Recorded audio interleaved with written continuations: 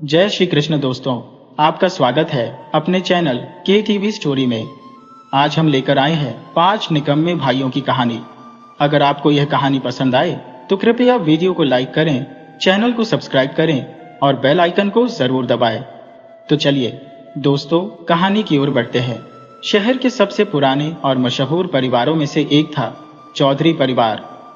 यह परिवार कभी अपनी इज्जत और नाम के लिए जाना जाता था, लेकिन आज एक बड़ी मुश्किल में फंसा हुआ था।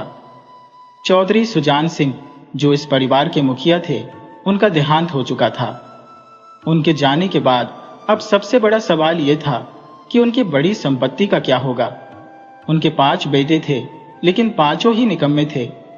किसी को मेहनत करना पसंद नहीं था, किसी को व्यापार की समझ नहीं थी और किसी को जिम्मेदारी उठाने में कोई दिलचस्पी नहीं थी। पिता की मौत के बाद वे सभी अपनी अपनी चालें चलने लगे ताकि सबसे ज्यादा फायदा उन्हीं को मिले। घर के बड़े हॉल में वसीयत पढ़ने के लिए वकील को बुलाया गया था। पांचों भाई वहां मौजूद थे। सबसे बड़ा भाई हरीश, जो खुद को सबसे होशियार समझता था, अपनी कुर्सी पर बैठा था, मानो उसे पहले से पता हो कि सारी संपत्ति उसी की होने वाली है। दूसरा भाई संजय, जो हमेशा शराब और जुए में डूबा रहता था, उतावला होकर वकील से जल्दी पढ़ने के लिए कह रहा था। तीसरा भाई अमर सबसे ज्यादा आलसी था, जिसे किसी भी काम से छेड़ थी, लेकिन पैसे उड़ाने में सबसे आगे था। चौथा भाई आलोक खुद को सबसे बड़ा चालाक समझता था और सोच रहा था कि कैसे बाकी भाइयों को बेवकूफ बनाकर सबसे ज्यादा हिस्सा ले ले। और सबसे छोटा मनीष, जो सबसे ज्यादा मासूम दिखता था, लेकिन असल में सबसे शातिर था। वकील ने जब वसीयत पढ़नी शुरू की तो कमरे में सन्नाटा छा गया।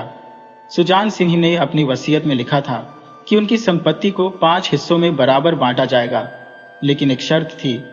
जो भी इस विरासत का असली हकदार बनना चाहता है, उसे 6 महीने तक इस परिवार की जिम्मेदारी उठानी होगी, व्यापार संभालना होगा और घर को एकजुट रखना होगा। अगर कोई यह करने में असफल रहता है तो उसे अपनी हिस्सेदारी से हाथ धोना पड़ेगा और वह हिस्सा बाकी बचे भाइयों में बांट दिया जाएगा। यह सुनते ही सबके चेहरे बदल गए। हरीश को लगा कि यह तो आसान काम है, लेकिन संजय को समझ नहीं आ रहा था कि वह अपनी शराब की लत छोड़कर यह सब कैसे करेगा। अमर को तो वैसे ही कोई दिलचस्पी नहीं थी। आलोक को लगा कि यह अच्छा मौका है बाकी को मात देने का, और मनीष के दिमाग में कोई और ही योजना चल रही थी। घर का माहौल बदल चुका था। पहले जो भाई साथ बैठकर हंसी मजाक किया करते थे, अब एक दूसरे को शक की नजर से देखने लगे थे। हरीश ने सबसे पहले घर की कमान संभालने की ठानी। उसने अपने पिता के व्यापार को समझने की कोशिश की, लेकिन जल्द ही उसे एहसास हो गया कि यह उतना आसान नहीं है जितना उसने सोचा था। दुकान के कर्मचारियों को उसकी लापरवाही से दिक्कत होने लगी। व्यापारी पार्टनर भी उससे खुश नहीं थे।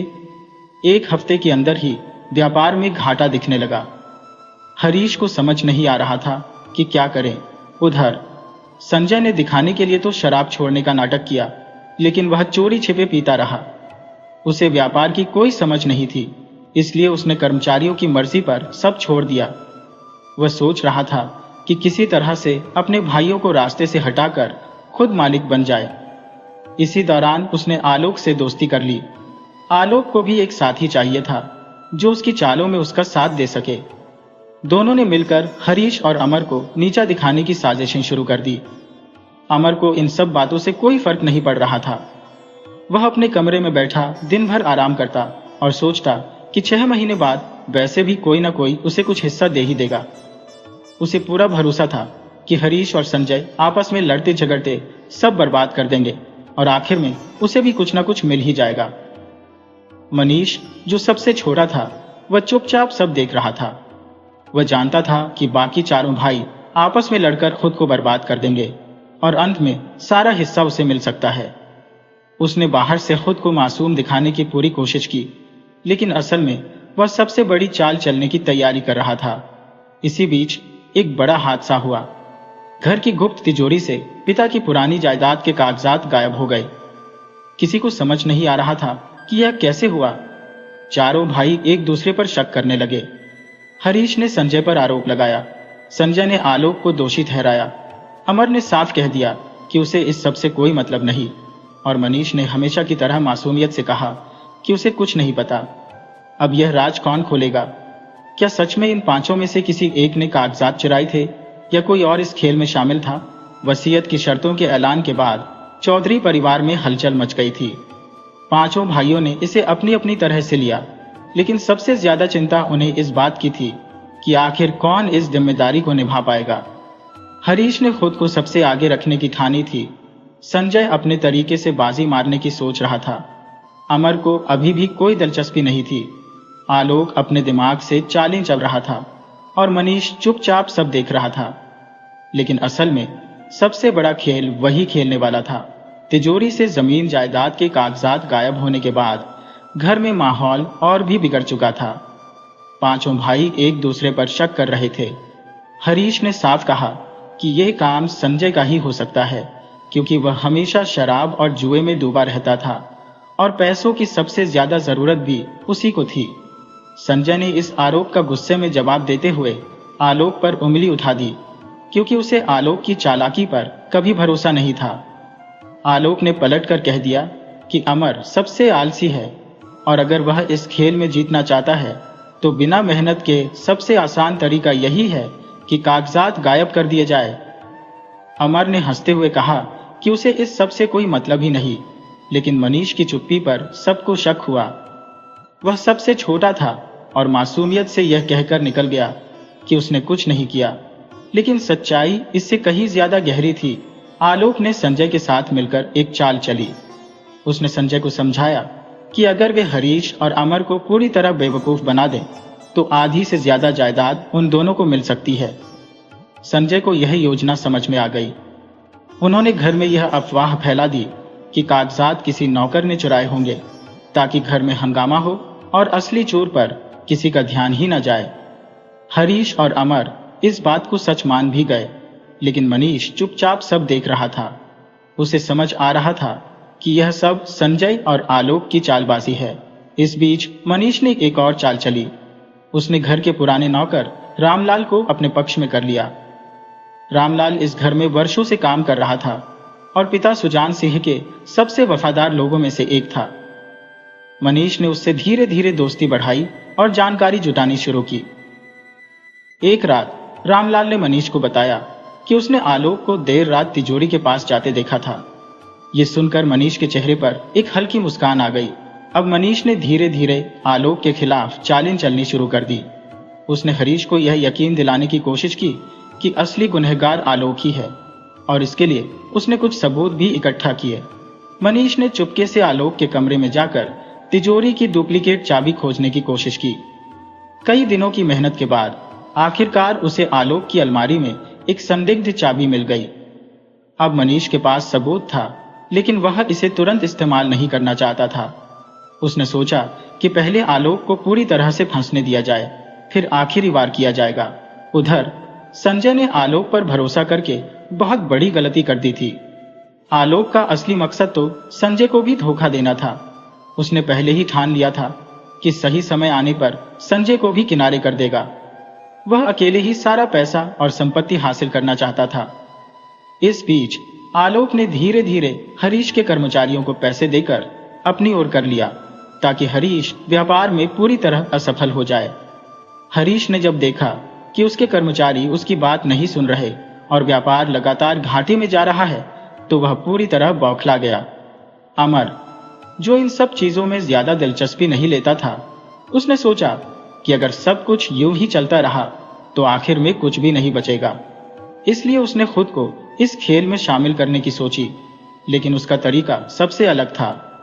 उसने सबसे पहले संजय को अपने पक्ष में लाने की कोशिश की, क्योंकि उसे पता था कि संजय सबसे ज्यादा कमजोर कड़ी है। अमर ने संजय को लालच दिया कि अगर वह आलोक को धोखा दे और हरीश के खिलाफ हो जाए तो सारी संपत्ति सिर्फ उन दोनों को ही मिलेगी। संजय ने पहले इस बात को नकारा, लेकिन जब अमर ने उसे पैसों और ऐशो आराम की तस्वीर दिखाई तो वह धीरे धीरे झुकने लगा। इस पूरे खेल में सबसे ज्यादा फायदा मनीष को हो रहा था, क्योंकि सबको लगा कि वह सबसे छोटा और मासूम है, लेकिन धीरे धीरे वह पूरे खेल को अपनी चालों से मोड़ रहा था। अब उसने संजय और हरीश के बीच और दरार डालने के लिए एक और चाल चली। उसने हरीश के कानों में यह बात डाल दी कि संजय और अमर एक साथ मिलकर उसे पूरी तरह बर्बाद करने की योजना बना रहे हैं। हरीश पहले तो यह सुनकर गुस्से में आया, लेकिन जब उसने खुद देखा कि अमर और संजय कई बार अकेले में बातें कर रहे हैं तो उसे शक हो गया। अब घर में एक और नई लड़ाई छिड़ गई। हरीश ने संजय पर हमला कर दिया और दोनों भाइयों में जमकर झगड़ा हुआ। आलोक, जो अब तक चुपचाप इस तमाशे का आनंद ले रहा था, उसने तुरंत मौके का फायदा उठाने की सोची। उसने घर के बाकी हिस्सों में अफवाह फैला दी कि हरीश अब पूरी तरह पागल हो चुका है और उसे व्यापार से हटा देना चाहिए। यह सुनकर बाकी तीनों भाई भी हरीश के खिलाफ हो गए। हरीश को लगा कि अब उसके पास कोई चारा नहीं बचा है।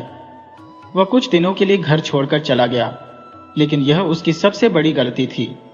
जैसे ही हरीश घर से बाहर हुआ, आलोक ने तुरंत वकील से संपर्क किया और कहा कि हरीश अब इस वसीयत की शर्तों को पूरा नहीं कर सकता, इसलिए उसकी हिस्सेदारी अब बाकी भाइयों में बांट दी जाए। संजय और अमर ने इसे स्वीकार कर लिया, लेकिन मनीष अब भी चुप था। उसने सोचा कि अभी खेल खत्म नहीं हुआ है, बल्कि असली खेल तो अब शुरू होगा। हरीश के घर छोड़कर जाने के बाद हवेली का माहौल पूरी तरह बदल चुका था। आलोक अब खुद को सबसे ऊपर समझने लगा था। संजय और अमर यह सोचकर खुश थे कि अब उन्हें हरीश के साथ किसी तरह की परेशानी नहीं होगी, लेकिन वे यह नहीं जानते थे कि आलोक उनके साथ क्या करने वाला है। दूसरी तरफ मनीष अब भी सब कुछ चुपचाप देख रहा था, लेकिन अंदर ही अंदर उसकी अपनी चालें चलने की योजना बन रही थी। उसने हमेशा की तरह अपनी मासूमियत बनाए रखी, लेकिन हकीकत में वह सबसे शातिर खेल खेलने वाला था। हरीश शहर से दूर चला गया था, लेकिन उसने हार नहीं मानी थी। उसने अपने पुराने कुछ भरोसेमंद दोस्तों से मुलाकात की और अपनी वापसी की योजना बनानी शुरू की। उसे यह एहसास हो गया था कि अगर वह बिना किसी तैयारी के वापस जाएगा तो उसे कुछ नहीं मिलने वाला। इसलिए उसने चुपचाप एक योजना बनाई। इधर हवेली में संजय और अमर को धीरे धीरे यह एहसास होने लगा कि उन्होंने शायद गलती कर दी है। आलोक ने अब व्यापार पर पूरी तरह कब्जा कर लिया था और अब वह धीरे धीरे संजय और अमर को भी किनारे करने की कोशिश कर रहा था। उसने दोनों भाइयों को व्यापार में कोई खास हिस्सा नहीं दिया और सारे बड़े फैसले खुद लेने लगा। संजय को जब यह एहसास हुआ कि उसके हाथ से चीजें निकल रही हैं, तो वह गुस्से में आ गया। उसने आलोक से इस बारे में बात करने की कोशिश की, लेकिन आलोक ने उसे यह कहकर चुप कर दिया कि वह अब खुद ही सब कुछ संभालेगा। संजय को समझ आ गया कि आलोक ने उसे सिर्फ इस्तेमाल किया था। अमर अब भी पूरी तरह लापरवाह था, लेकिन जब उसने देखा कि संजय की हालत बिगड़ रही है तो उसे भी चिंता होने लगी। उसे भी यह एहसास हुआ कि वह एक गलत जाल में फंस चुका है। संजय और अमर दोनों ने मिलकर आलोक के खिलाफ जाने का फैसला किया, लेकिन यह इतना आसान नहीं था।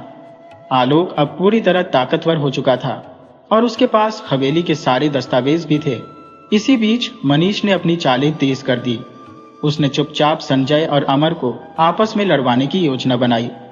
उसने संजय के कानों में यह बात डाल दी कि अमर ने आलोक से मिलकर उसे धोखा देने की योजना बनाई है।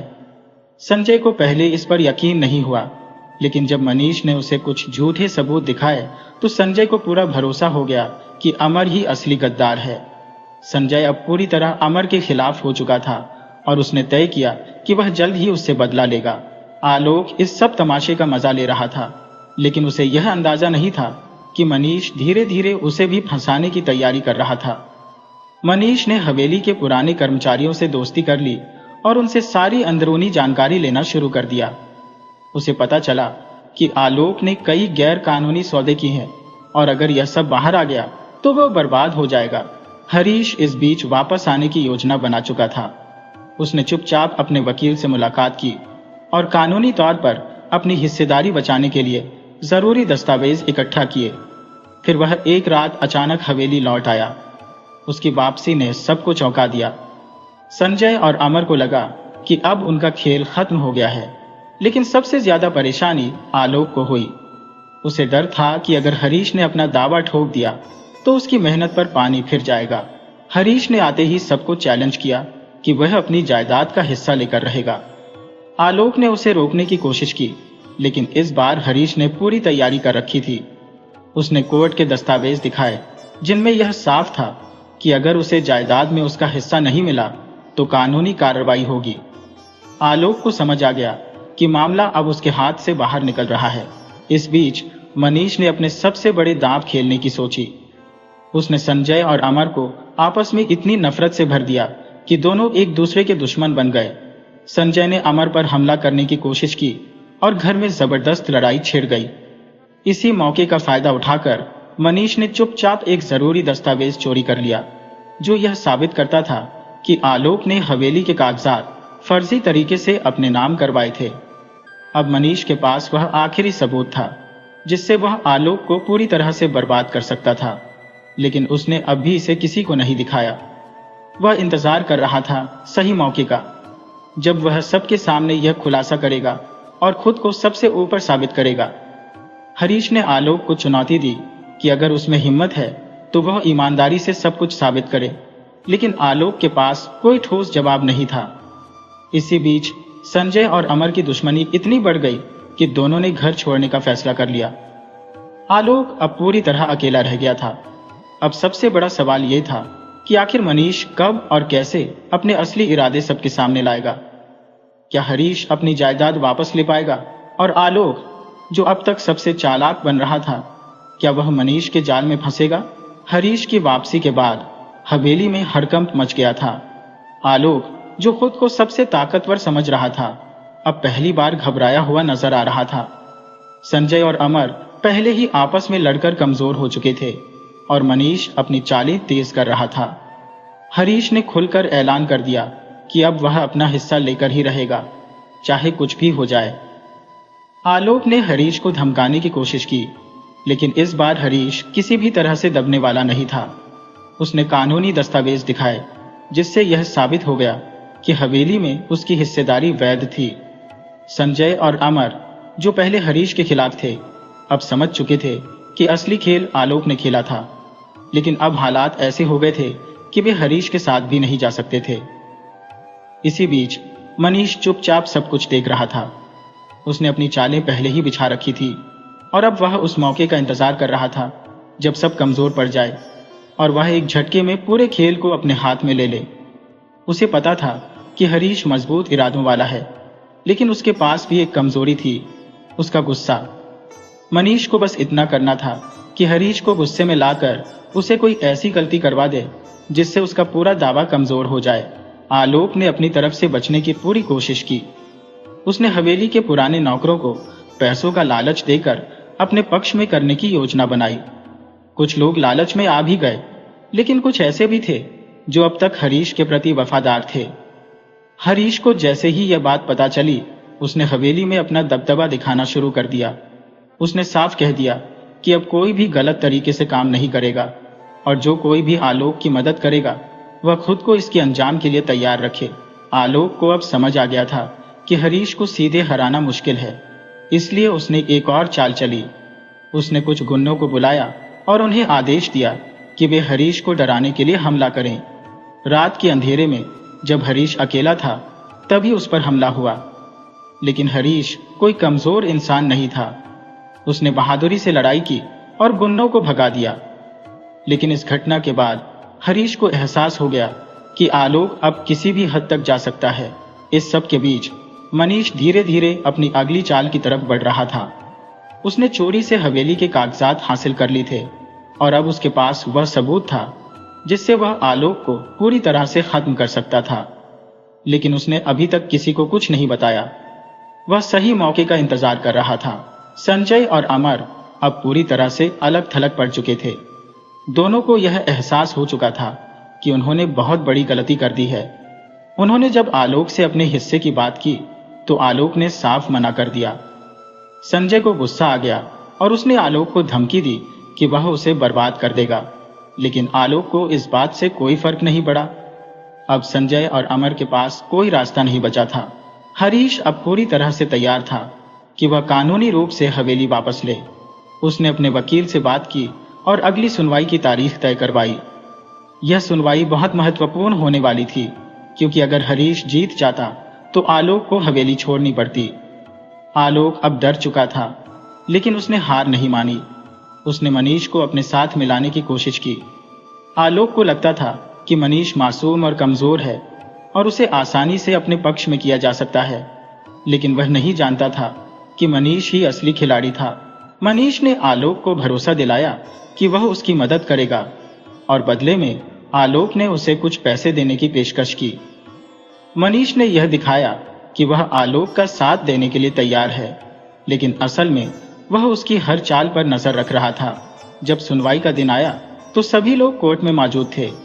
हरीश अपने वकील के साथ पूरी तैयारी में था, लेकिन तभी कुछ ऐसा हुआ जिसकी किसी ने कल्पना नहीं की थी। मनीष अचानक कोर्ट में खड़ा हुआ और उसने सबके सामने हवेली के असली दस्तावेज पेश कर दिए। ये वही दस्तावेज थे जो आलोक ने फर्जी तरीके से अपने नाम करवाए थे। कोर्ट में सब दंग रह गए। आलोक को इस बात का अंदाजा भी नहीं था कि मनीष उसके साथ इतना बड़ा खेल खेलेगा। जज ने जब दस्तावेज देखे तो साफ हो गया कि आलोक ने धोखाधड़ी की थी। कोर्ट का फैसला हरीश के पक्ष में आया और उसे हवेली वापस मिल गई। आलोक को कोर्ट से आदेश मिला कि वह तुरंत हवेली खाली करे और अगर उसने कोई विरोध किया तो उसे जेल जाना होगा। आलोक के पास अब कोई रास्ता नहीं बचा था। उसे मजबूरी में हवेली छोड़नी पड़ी। संजय और अमर, जो पहले हरीश के खिलाफ थे, अब उसके पास आए और माफी मांगने लगे, लेकिन हरीश को अब किसी पर भरोसा नहीं था। उसने साफ कह दिया कि जिसने एक बार धोखा दिया वह दोबारा भी दे सकता है। उसने संजय और अमर से कह दिया कि वे अपनी गलती का फल भोगते और खुद अपनी जिंदगी का रास्ता तय करें।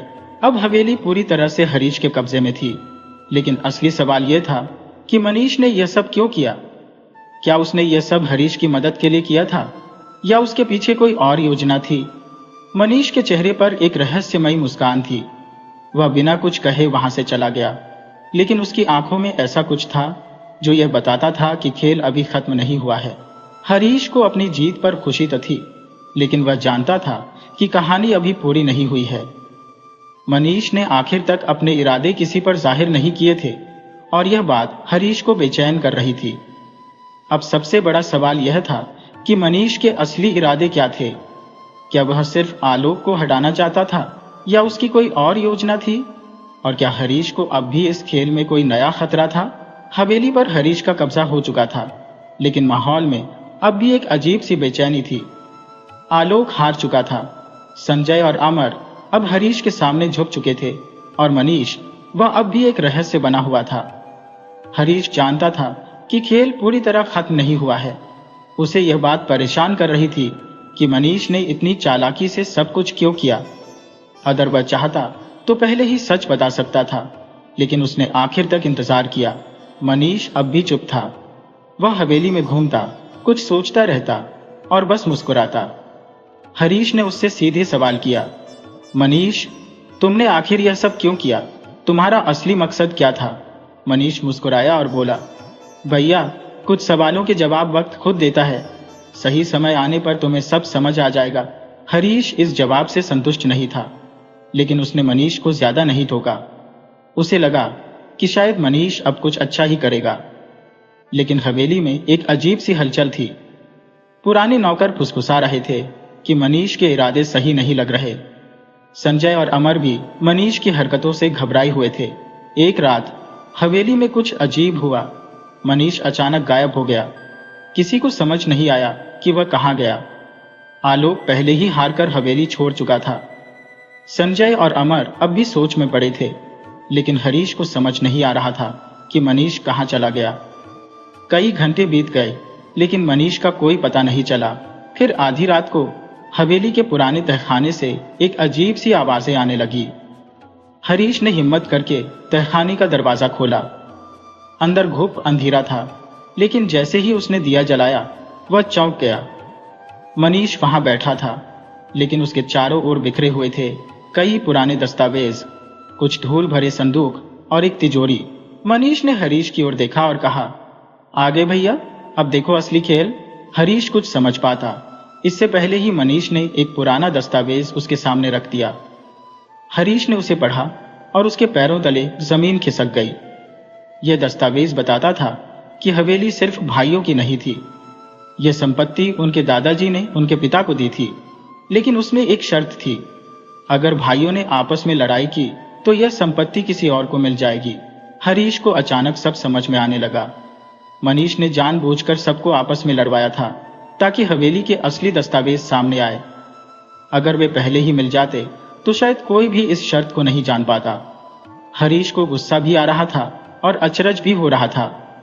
तो तुमने यह सब पहले से प्लान किया था? उसने गुस्से से पूछा। मनीष ने धीरे से सिर हिलाया। हाँ भैया, क्योंकि अगर मैंने ऐसा नहीं किया होता तो यह हवेली हम सबके हाथ से चली जाती। मैं जानता था कि अगर मैं शुरू में सच बता देता तो तुम मानते नहीं, इसलिए मैंने सबको खुद ही अपना असली चेहरा दिखाने दिया। हरीश गहरी सांस लेकर बैठ गया। उसे अब समझ में आ गया था कि मनीष ने यह सब क्यों किया, लेकिन कहानी अभी खत्म नहीं हुई थी। तभी अचानक दरवाजे पर दस्तक हुई। एक पुलिस अधिकारी अंदर आया और बोला, हमें सूचना मिली थी कि इस हवेली में फर्जी दस्तावेज के जरिए हेराफेरी हुई है। हमें सबकी जांच करनी होगी। हरीश चौंका, लेकिन मनीष पूरी तरह शांत था। उसने पुलिस अधिकारी को वही दस्तावेज दिए जो उसने तहखाने में खोजे थे। पुलिस अधिकारी ने उन्हें देखा, फिर मुस्कुराकर कहा, आपने सही समय पर यह सब ढूंढ लिया, वरना यह हवेली अब तक किसी और की हो जाती। आलोक, जिसने अपने बचाव के लिए अब तक कई चालें चली थी, इस खेल में पूरी तरह मात खा चुका था। अब वह हवेली पर कोई दावा नहीं कर सकता था। संजय और अमर भी समझ चुके थे कि उनकी गलतियों का अंजाम यही होना था। हरीश ने आखिर में मनीष को गले लगा लिया। उसने अब तक अपने छोटे भाई को कमजोर समझा था, लेकिन असल में वही सबसे चतुर निकला। हवेली अब पूरी तरह से सुरक्षित थी और पांचों भाइयों के बीच सुलह भी हो चुकी थी। लेकिन कहानी का आखिरी मोड़ अभी बाकी था। मनीष ने हरीश के कान में धीरे से कहा, भैया, मैंने यह हवेली तुम्हारे लिए बचाई है, लेकिन अब मैं यहां नहीं रह सकता। मेरा असली मकसद पूरा हो चुका है। हरीश चौंका। मतलब? मनीष मुस्कुराया। मतलब यह कि मैं यहां से जा रहा हूं। मैं अपनी खुद की पहचान बनाना चाहता हूं और मैं जानता हूं कि अब यह हवेली तुम्हारे हाथ में सुरक्षित रहेगी। हरीश ने उसे रोकने की कोशिश की, लेकिन मनीष चला गया। वह अपनी एक नई यात्रा पर निकल पड़ा, अपने भविष्य की तलाश में। हरीश, संजय और अमर हवेली में रह गए, लेकिन अब वे बदले हुए थे। आलोक ने अपनी गलती की सजा पाई और अब वह कहीं दूर अंधेरे में गुम हो चुका था। हवेली में शांति थी, लेकिन हर कोई जानता था कि इस शांति को वापस लाने के लिए कितनी बड़ी कीमत चुकानी पड़ी थी। हरीश अब हवेली का असली मालिक था, लेकिन वह हमेशा इस बात को याद रखेगा कि असली जीत किसकी थी? मनीष की। मनीष, जो सबसे कमजोर लगता था, वही सबसे बड़ा खिलाड़ी निकला। वह चला गया, लेकिन उसके खेल की कहानियां हवेली की दीवारों में हमेशा गूंजती रहेंगी।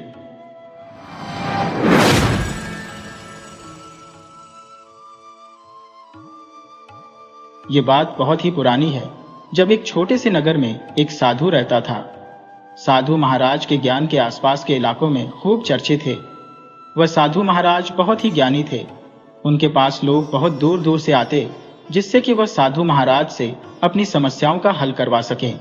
साधु के पास कोई भी व्यक्ति जब अपनी समस्या लेकर आता तो साधु उसकी समस्याओं को बड़े ही गौर से सुनता और फिर कुछ देर के लिए अपनी आंखें बंद करके उस समस्या के बारे में विचार करता। इसीलिए हर व्यक्ति उन महाजी के बारे में यही सोचता था कि शायद इन महात्मा जी के पास कोई चमत्कारी शक्ति है, जिसके जरिए वह समस्याओं का हल पूछते हैं और फिर वह हल हमें बता देते हैं। एक बार एक नौजवान ने महात्मा जी से पूछ भी लिया कि क्या आपके पास कोई ऐसी चमत्कारी शक्ति है जिसकी वजह से आप हम लोगों की समस्याओं का हल करते हो, या फिर आपके पास कोई दिव्य दृष्टि है जिससे कि आप लोगों की समस्याएं हल करते हैं।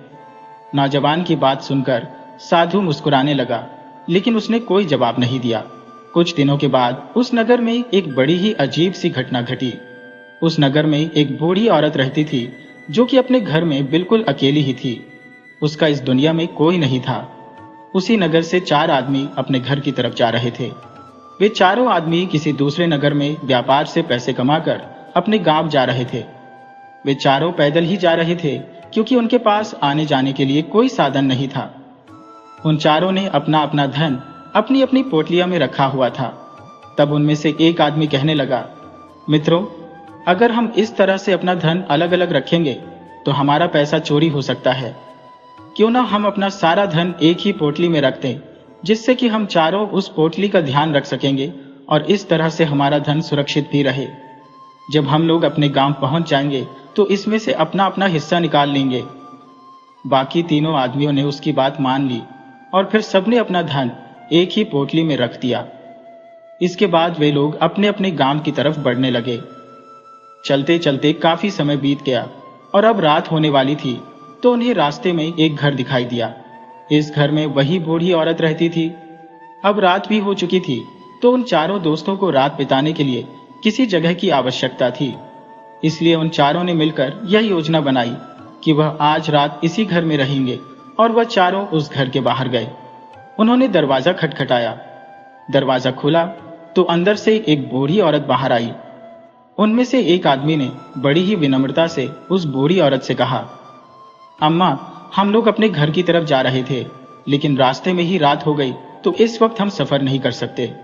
इसीलिए हमारी आपसे यह विनती है कि हम आपके घर में एक रात बिताना चाहते हैं। सुबह होते ही हम यहाँ से निकल जाएंगे। उस बूढ़ी औरत ने काफी देर तक सोचा और फिर कहने लगी, ठीक है, तुम लोग आज की रात यहाँ पर रुक सकते हो। इसमें मुझे कोई दिक्कत नहीं है। मैं खाना बनाने के लिए जा रही हूँ। अगर तुम कहो तो तुम्हारे लिए भी खाना बना दूं। उन चारों ने हाँ कहकर अपनी सहमति जता दी। इसके बाद उन चारों ने अपने धन की पोटली उस बूढ़ी औरत को सौंपते हुए कहा, माताजी, इस पोटली के अंदर हमारी साल भर की कमाई है। हम चारों ने आज तक अपना कमाया हुआ सारा धन इसी पोटली में रखा है और अब हम इस पोटली को आपके हवाले कर रहे हैं, क्योंकि यह हमसे ज्यादा आपके पास सुरक्षित रहेगी। हाँ, एक बात और, हम चाहते हैं कि हम चारों में से अगर कोई एक आदमी इस धन को लेने के लिए आए तो आप यह पोटली उसे मत देना, जब तक कि हम चारों इसे लेने के लिए एक साथ ना आए। बुढ़िया ने कहा, ठीक है बेटा, जब आप सभी लोग एक साथ इकट्ठे आओगे तभी मैं यह पोटली तुम्हारे हवाले करूंगी। वैसे भी आप लोगों ने यहाँ से सुबह तो चले ही जाना है। मैं तुम्हें सुबह ही तुम्हारी पोटली वापस कर दूंगी। इस तरह से वह धन की पोटली बूढ़ी औरत को सौंपकर वह चारों दोस्त बिल्कुल निश्चिंत हो चुके थे। अब उनका धन बिल्कुल सुरक्षित था और फिर वह खाना खाकर सो गए। अगली सुबह जब वे चारों उठे और उन्होंने अपनी अगली यात्रा की तैयारी शुरू कर दी। उनमें से एक आदमी, जो कि बहुत ही चालाक था, उसने अपने तीनों दोस्तों से कहा, भाइयों, इस बूढ़ी औरत ने सारी रात हम लोगों की बहुत ही सेवा की है।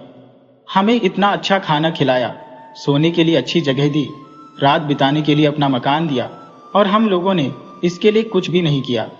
वो बेचारी अकेले ही खेतों में काम करती है। तो क्या हम लोग यहाँ से जाने से पहले उस बूढ़ी माता की कुछ मदद नहीं कर सकते? उस चालाक आदमी ने अपने मन में यह योजना बना ली थी कि किसी भी तरह से उस बूढ़ी औरत से वह अकेला ही धन की पोटली हासिल कर लेगा। बाकी के तीनों दोस्त उसकी बातों में आ गए और वह सभी उस बूढ़ी औरत की सहायता करने के लिए एक साथ खेतों में काम करने को तैयार हो गए। जब वह चारों बूढ़ी औरत के खेतों में काम कर रहे थे तो उस चालाक आदमी ने अपने दोस्तों से कहा, मुझे बड़ी प्यास लगी है, मैं जरा बूढ़ी अम्मा से पानी मांग कर लाता हूँ। बाकी के तीनों दोस्त भी काफी थक चुके थे और उन्हें भी प्यास लग रही थी, इसीलिए उन्होंने उसे जाने के लिए कह दिया और अपने लिए भी पानी लाने के लिए कहा। जैसे ही वह चालाक आदमी बूढ़ी औरत के पास पहुंचा तो उसे कहने लगा, अम्मा, हम लोग अब यहाँ से जाने को तैयार है, इसलिए आप वह हमारी पोटली हमें वापस दे दीजिए। ये सुनकर बूढ़ी अम्मा कहने लगी, नहीं नहीं, जब तक तुम चारों एक साथ नहीं आओगे मैं वह पोटली किसी को नहीं दूंगी। तुम लोगों ने खुद ही तो कहा था कि जब तक हम चारों नहीं आएंगे तब तक वह पोटली किसी को नहीं देनी। तब वह चालाक आदमी अपने बाकी तीनों मित्रों की तरफ इशारा करके कहने लगा, ऐ दोस्तों, क्या मैं ले आऊं? उधर उन दोस्तों ने सोचा कि हमारा मित्र हमारे लिए पानी लेकर आना चाहता है और इसीलिए वह हमसे पूछ रहा है। और फिर उन तीनों ने इशारे से उस आदमी से कहा, हाँ ठीक है, तुम ले आओ। ये देखकर उस बूढ़ी औरत को लगा कि अब यह चारों यहाँ से जाना चाहते हैं और अपनी पोटली मांग रहे हैं। इसलिए उस बूढ़ी औरत ने वह पोटली उस बदमाश दोस्त को दे दी और वह धोखेबाज दोस्त उस पोटली को लेकर वहां से निकल गया और बाकी के तीनों दोस्त काम में ही लगे रहे। कुछ देर के बाद वह तीनों दोस्त जब खेतों से काम करके वापस आए तो उन्होंने बूढ़ी अम्मा से पूछा, माताजी, हमारा वह दोस्त कहाँ पर गया जो पानी लेने के लिए आया था? यह सुनकर बूढ़ी अम्मा हैरानी से कहने लगी, क्या वह पानी लेने के लिए आया था? मगर वह तो कहता था कि हम चारों यहाँ से जा रहे हैं, इसलिए हमारी पोटली हमें वापस दे दो। यह सुनकर बाकी के तीनों दोस्त हैरान होकर माताजी से कहने लगे, माताजी, हमने कब वह पोटली आपसे वापस मान ली? बल्कि हमें तो प्यास लगी थी और हमने पानी पीने के लिए इशारा किया था। वह बूढ़ी अम्मा कहने लगी, लेकिन तुम्हारा दोस्त तो वह पोटली लेकर निकल गया। यह सुनते ही तीनों दोस्त सिर पकड़कर रोने लगे और कहने लगे, अम्मा, उस पोटली में हमारा साल भर का कमाया हुआ धन था जो कि वह अकेला लेकर भाग गया। हमने तो आपसे कहा था कि जब तक हम चारों इकट्ठे नहीं आएंगे तब तक वह पोटली आपने किसी को नहीं देनी। फिर आपने ऐसा क्यों किया? इसमें तो तुम्हारी ही गलती है। हमने वह पोटली तुम्हें सुरक्षित रखने के लिए दी थी और तुमने एक ऐसे आदमी को सौंप दी जिसने हमारा सारा धन लूट लिया। हम यह बात बर्दाश्त नहीं करेंगे। हम लोग राजा के पास जाएंगे और उसके पास तुम्हारी शिकायत करेंगे और राजा से न्याय की मांग करेंगे। अब तो इस बात का फैसला राजा के दरबार में होगा। वह चारों आदमी गुस्से में राजा के दरबार में पहुंचे और फिर उनके सामने अपनी सारी समस्या कह सुनाई। जब राजा ने उन तीनों की बात बड़े ही ध्यान से सुनी तो उसने तुरंत उस बूढ़ी अम्मा को राज दरबार में पेश होने का आदेश दिया।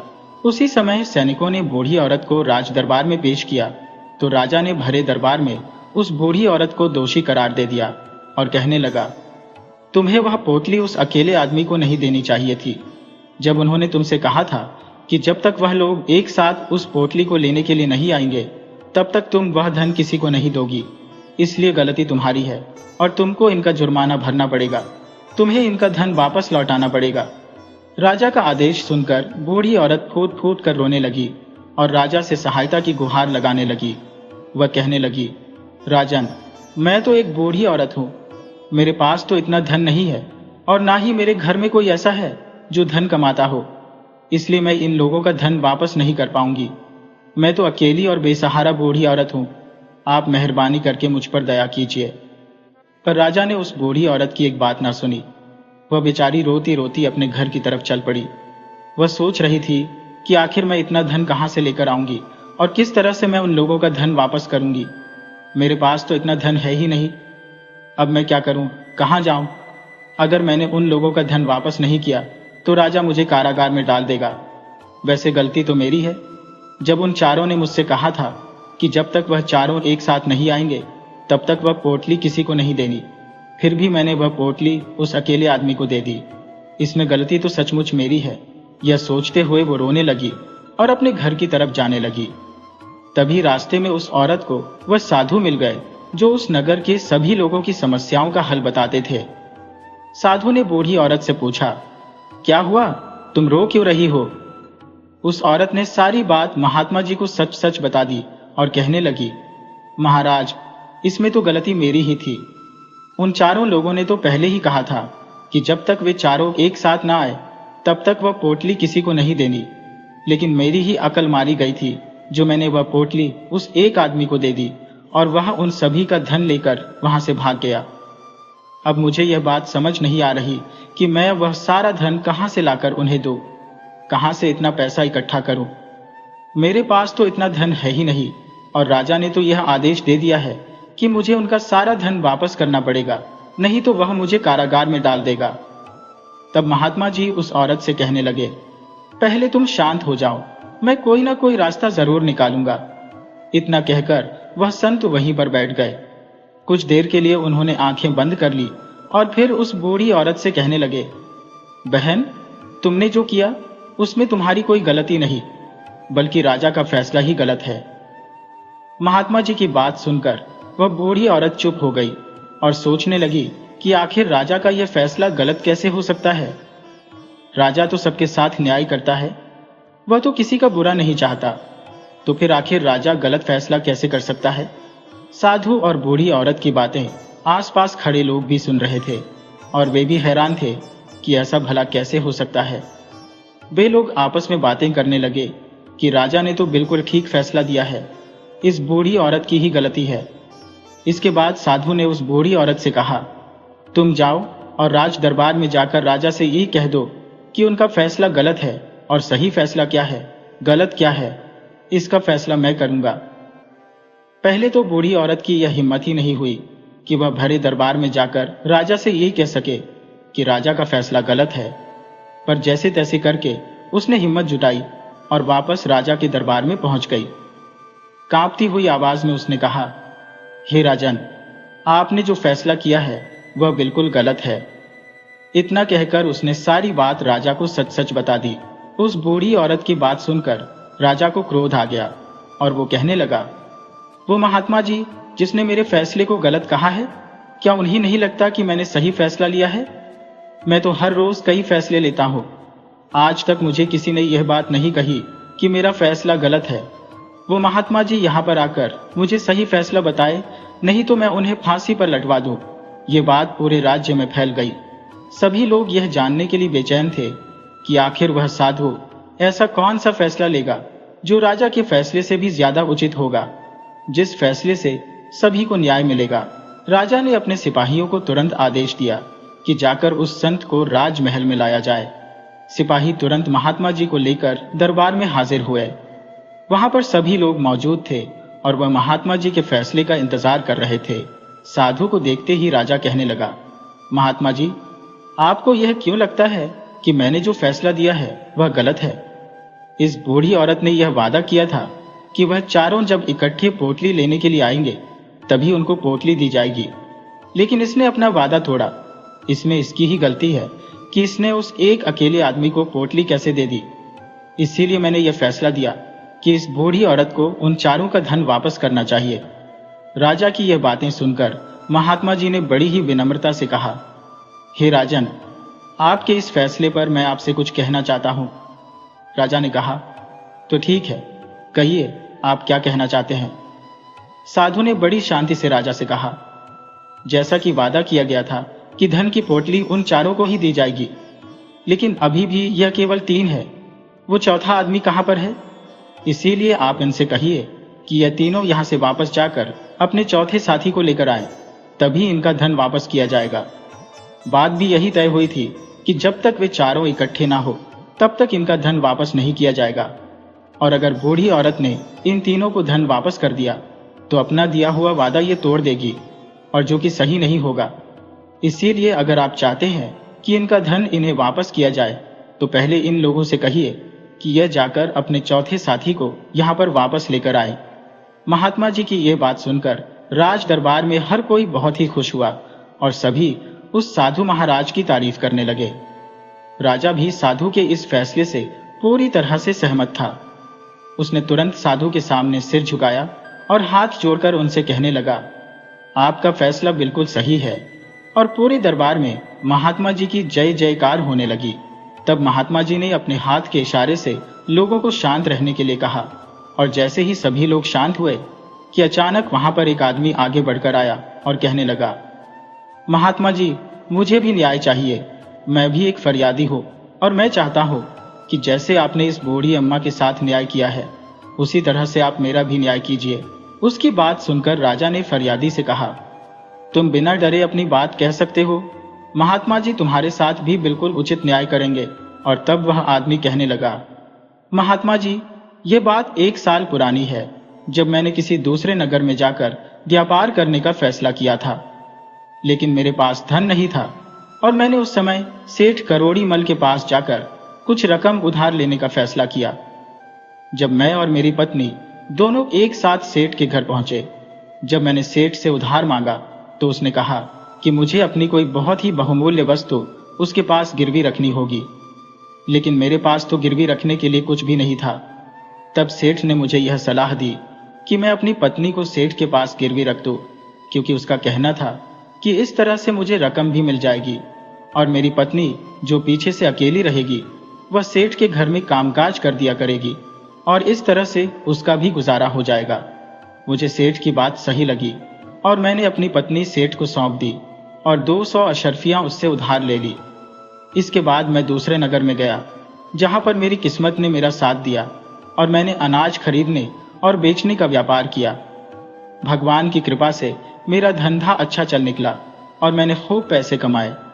अब मैं पूरे 1 साल के बाद जब अपने नगर वापस आया और मैंने उस साहूकार सेठ का कर्ज चुकाकर अपनी पत्नी को वापस लेना चाहा, तो वह सेठ का कहना है कि मेरी पत्नी की मृत्यु बीमारी से हो चुकी है।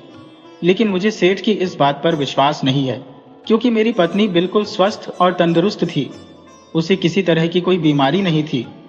महाराज, अब आप ही मेरा न्याय कीजिए। साधु ने उस आदमी की बात बड़े ही ध्यान से सुनी और फिर सैनिकों को आदेश दिया कि वह सेठ करोड़ीमल को हाजिर करें।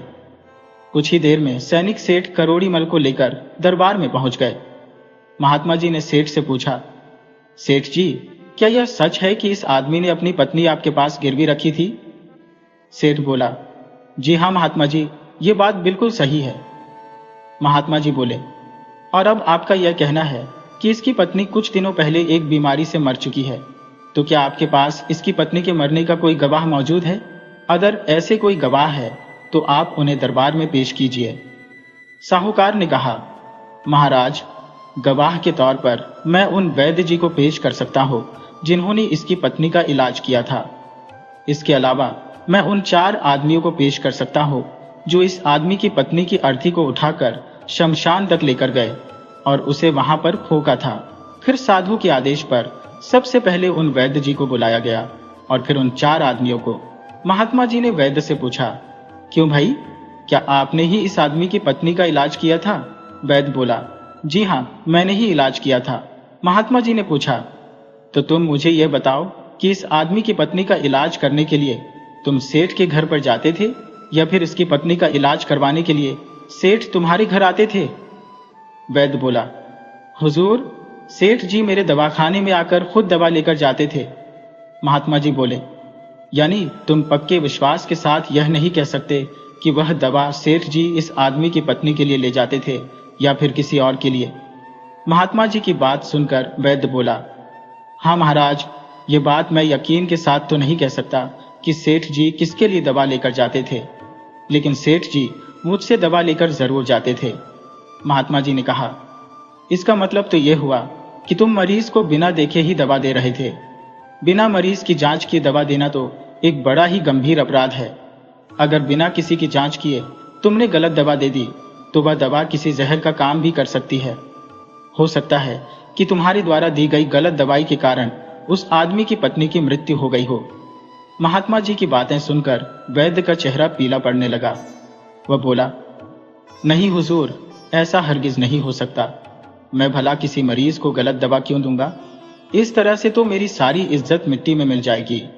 महात्मा जी ने कहा, मैं तुम्हें अपने काम के प्रति लापरवाही और एक मरीज के जीवन से खिलवाड़ करने के अपराध में 100 कोड़े लगाने का आदेश देता हूं। इसके साथ ही तुम्हारा मोह काला करके सारे नगर में घुमाया जाएगा। अब बोलो वैद्य जी, तुम सच बोलोगे या मैं सैनिकों को तुम्हें गिरफ्तार करने का आदेश दूं? यह सुनते ही वैद्य का सारा शरीर सूखे तिनके की तरह कांपने लगा। वह महात्मा जी के चरणों में जा गिरा और कहने लगा, मुझे माफ कर दीजिए हुजूर। मैं स्वीकार करता हूं कि मैंने सेठ जी के बताए हुए किसी भी मरीज का इलाज नहीं किया। वह तो सेठ जी ने मुझे 50 स्वर्ण मुद्राएं दी थी और कहा कि अगर गवाही की आवश्यकता पड़ी तो मैं यह सब कहकर उनके पक्ष में गवाही दे दो। बस मेरा इतना ही अपराध है कि मैंने लालच में आकर इस सेठ की बात मान ली। तब महात्मा जी बोले, वैद्य जी, कुछ भी हो, तुमने अपराध तो किया है। मैं तुम्हें झूठी गवाही के अपराध में कोड़े लगाने का आदेश देता हूं। महात्मा के आदेश पर राजा के सैनिकों ने तुरंत पालन किया। सैनिक उसी समय वैद्य को भरे दरबार में कोड़े लगाने लगे। पहला कोड़ा लगते ही वो वैद्य चिल्लाने लगा और कहने लगा, महाराज, मुझ पर दया कीजिए हुजूर, मुझ पर रहम कीजिए। हर एक कोड़े के साथ वैद्य के गले से दर्दनाक आवाजें निकल रही थी। उसकी चीखें पूरे दरबार में गूंज रही थी। यह सब देखकर वह 4 आदमी जिन्होंने उस आदमी की पत्नी की अर्थी को शमशान ले जाकर फूंका था, उनके कलेजे कांपने लगे। अब उन 4 की गवाही की बारी थी। महात्मा जी ने उनसे पूछा, तुम लोगों का यह कहना है कि तुमने इस फरियादी की मरी हुई पत्नी को ले जाकर शमशान में फूंका था? मुझे यह बताओ कि अंतिम संस्कार से पहले जब मृत शरीर को स्नान करवाया जाता है, उसके बाद उसे कफन में लपेटकर अर्थी पर रखा जाता है। स्नान के दौरान क्या तुमने उस औरत का मृत शरीर देखा था? यह सुनकर 4 गवाह कहने लगे, नहीं महाराज, मृत शरीर तो हमने नहीं देखा, जब हम लोग पहुंचे तो सेठ जी ने पहले ही अर्थी तैयार कर ली थी और उसके बाद ही हम अर्थी को शमशान लेकर गए थे और फिर वहां पर हमने शव को जला दिया। उन चारों गवाहों की बातें सुनकर महात्मा जी ने कहा, तुम लोगों ने यह जानना भी उचित नहीं समझा कि उस अर्थी पर कोई मरा हुआ व्यक्ति लेटा है या फिर कोई जिंदा। कहीं ऐसा तो नहीं कि किसी वशी पदार्थ से बेहोश करके किसी व्यक्ति को वहां पर लेटा दिया गया हो और तुम उसे शमशान में ले जाकर फूंक आए। ये तो एक बहुत ही गंभीर अपराध है। इसके बदले में तुम्हें तो मृत्यु दंड की सजा हो सकती है। वैद्य की पिटाई देखकर वे लोग पहले से ही डरे हुए थे। महात्मा जी के मुंह से मृत्युदंड की बात सुनकर उन सभी के मानो हाथ पैर ठंडे पड़ गए। इसके बाद महात्मा जी ने विजय भाव से महाजन की तरफ देखा। जैसे ही महात्मा जी ने महाजन को देखा तो महाजन के चेहरे का रंग पीला पड़ गया। महात्मा जी ने सेठ से कहा, सेठ, तुम्हारे 5 गवाहों की तो पहले ही हवा निकल चुकी है। अब तुम मुझे यह बताओ कि किसी की इच्छा के बिना उसकी पत्नी को जबरदस्ती घर में रखने और अपहरण के अपराध में तुम्हें कौन सी सजा देनी चाहिए। महात्मा जी की बात सुनकर सेठ करोड़ी मल का चेहरा एकदम से सफेद पड़ गया। उसके मुंह से एक शब्द नहीं निकल रहा था। तब महात्मा ने कहा, सेठ जी, इससे पहले कि मैं तुम्हें 5 साल के कठोर कारावास की सजा दो, अभी भी समय है। तुम इस फरियादी की पत्नी को दरबार में पेश कर दो तो मैं तुम्हारी सजा कुछ कम कर सकता हूं। महाजन ने तुरंत अपने कुछ नौकरों को अपने घर पर भेजा और उस फरियादी की पत्नी को दरबार में पेश किया। महात्मा ने फरियादी की पत्नी को उस फरियादी को सौंप दिया और फिर सेठ को 3 महीने के लिए कारागार में डाल दिया। झूठी गवाही देने के अपराध में उन 4 लोगों को भी कारागार में भेज दिया गया। यह सब कुछ देखकर राजा आश्चर्यचकित रह गया और वह महात्मा जी के सामने हाथ जोड़कर खड़ा हो गया और कहने लगा, महात्मा जी, आपने मुझे सिखा दिया कि न्याय कैसे किया जाता है, लेकिन आपके यह दोनों फैसले देखकर मैं हैरान हूं कि आखिर यह बातें मेरे दिमाग में क्यों नहीं आई। तब साधु राजा से कहने लगा, महाराज, आपके पास और भी बहुत से काम है। आप सारा दिन व्यस्त रहते हैं, इसीलिए आपको जल्दबाजी में फैसले लेने पड़ते हैं। आपने इस मामले को सुना और समझा, लेकिन सही फैसला देने में आप गलती कर गए। आपने इस बुढ़िया के मामले को केवल ऊपरी तौर पर देखा, लेकिन आप इसकी गहराई में नहीं गए। अगर आप अपने दरबार में आने वाले सभी मामलों को गहराई से देखेंगे तो आप भी सही फैसले ले सकेंगे, क्योंकि जब तक हम किसी मामले की गहराई में नहीं जाते हम उसका हल नहीं ढूंढ सकते। हम में से बहुत से लोग अपने फैसले जल्दबाजी में लेते हैं, चाहे वह मामला कितना भी गंभीर क्यों ना हो, क्योंकि हमें तो सिर्फ अपना अधिकार चाहिए और हमारा यश होना चाहिए, चाहे वह फैसला आगे जाकर हमें नुकसान ही क्यों ना दे।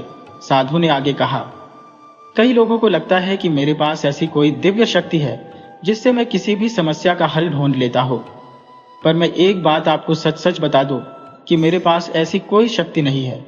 मैं तो सिर्फ हर मामले की गहराई तक जाता हूं और जब मैं उस समस्या के बारे में विचार करता हूं तो मेरे सामने कई तरह के समाधान आते हैं। जब मुझे लगता है कि इस समस्या का यही समाधान है, तभी मैं वह समाधान उस आदमी को देता हूं। अब आप अपने आप को ही देख लीजिए। आपने जल्दबाजी में फैसला लेकर उस बूढ़ी औरत की जिंदगी पूरी तरह से बर्बाद कर ही दी थी। हमारा पूरा जीवन सिर्फ एक फैसले पर निर्भर करता है। अगर वह फैसला सही हुआ तो हमारा जीवन सफल हो जाएगा, लेकिन अगर वह फैसला गलत हुआ तो हमारा जीवन नर्क से भी ज्यादा बदतर हो सकता है। इसीलिए अगर आप सही और सटीक फैसले लेना चाहते हैं तो सबसे पहले आपको मौन रहना सीखना पड़ेगा, क्योंकि मौन रहकर ही समस्या पर विचार किया जा सकता है। हमारे द्वारा लिए गए फैसले ही हमारा भविष्य तय करते हैं। हमारी जिंदगी का अगला पड़ाव हमारे फैसले ही तय करते हैं। इसीलिए अगर आप सही फैसले लेना चाहते हैं तो सबसे पहले मौन की शक्ति को पहचानिए, क्योंकि चुप रहकर ही आप समस्या पर विचार कर सकते हैं और फिर एक ही समस्या के कई हल आपके सामने आते हैं। जब हम कम बोलना शुरू करेंगे तो फिर हम अंदर से शांत होते जाएंगे। जब आप अंदर से शांत होंगे तो आपका मन साफ होने लगता है और फिर आप सही फैसले लेने लगते हैं। यही एक सही फैसला लेने का तरीका है। सारी बातें सुनकर और समझकर राजा ने साधु को धन्यवाद किया और कहा, महाराज, आपने मेरा मार्गदर्शन किया, इसके लिए मैं आपका बहुत ही आभारी हूँ। मेरी इच्छा यह है कि आप मेरे महल में रहकर एक न्यायाधीश के पद पर काम करें। साधु बोला, नहीं महाराज, मैं एक साधु हूँ, यह मेरा काम नहीं है। न्याय करना तो राजा का ही काम है। मैंने आपको सही फैसले लेने के लिए आपका मार्गदर्शन कर दिया, तो आप भी अपनी जनता के हक में सही फैसले ले पाएंगे। इसके बाद साधु महाराज महल से वापस लौट गए। तो दोस्तों, मुझे पूरी उम्मीद है कि आपको यह आज की कहानी बहुत ही पसंद आई होगी। तो वीडियो को लाइक कीजिए और अपने अच्छे कमेंट करना बिल्कुल मत भूलिए। कमेंट में अपने नाम के साथ अपने शहर का नाम भी लिखिए। तो मिलते हैं आपसे किसी अगली कहानी में, तब तक के लिए अनुमति दीजिए।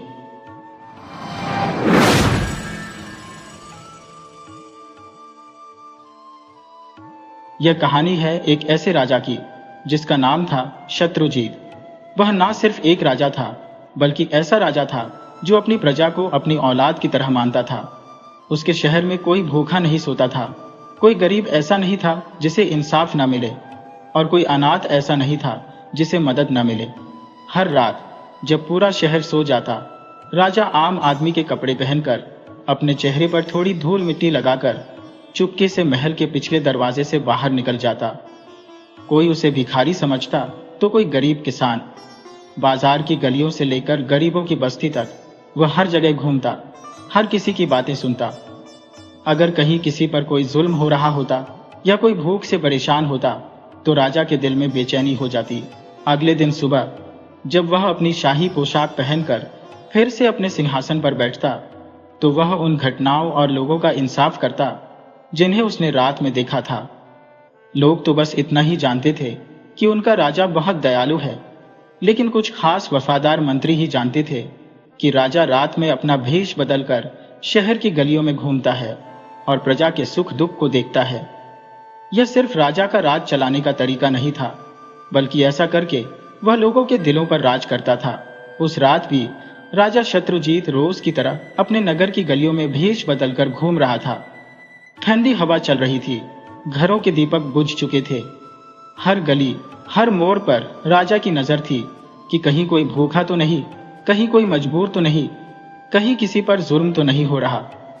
वह एक अंधेरी गली से गुजर रहा था कि अचानक उसे धीमी आवाजें सुनाई दी। उसके कदम रुक गए और वह ध्यान से उन आवाजों को सुनने लगा। गली के एक कोने में 4 लोग चुपके से कुछ बातें कर रहे थे। उनकी बातों में चालाकी थी। राजा धीरे धीरे उनके पास गया और छिपकर उनकी बातें सुनने लगा। वे चारों चोर थे, शहर के सबसे चालाक और शातिर चोर।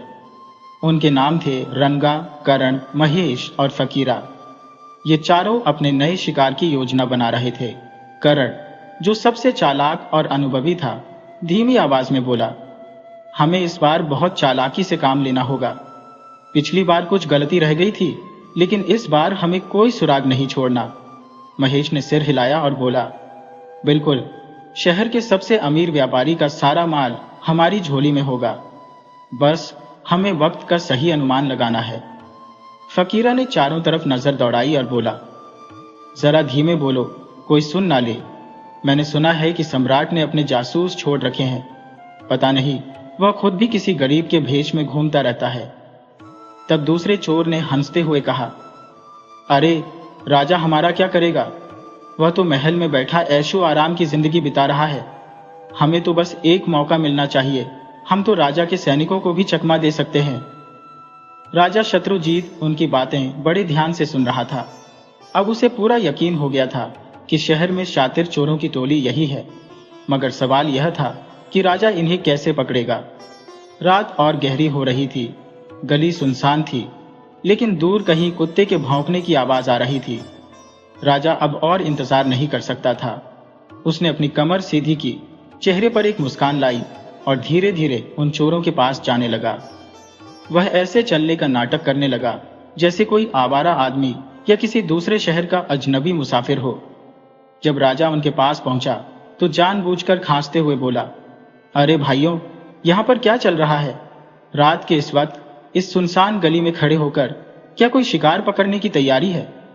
अचानक अंधेरे में ही किसी अजनबी की आवाज सुनकर वे चारों थोड़ा घबरा गए, लेकिन जब उन्होंने देखा कि यह एक साधारण सा आदमी है, मैले कपड़ों में लिपटा हुआ, तो वे थोड़ा बेफिक्र हो गए।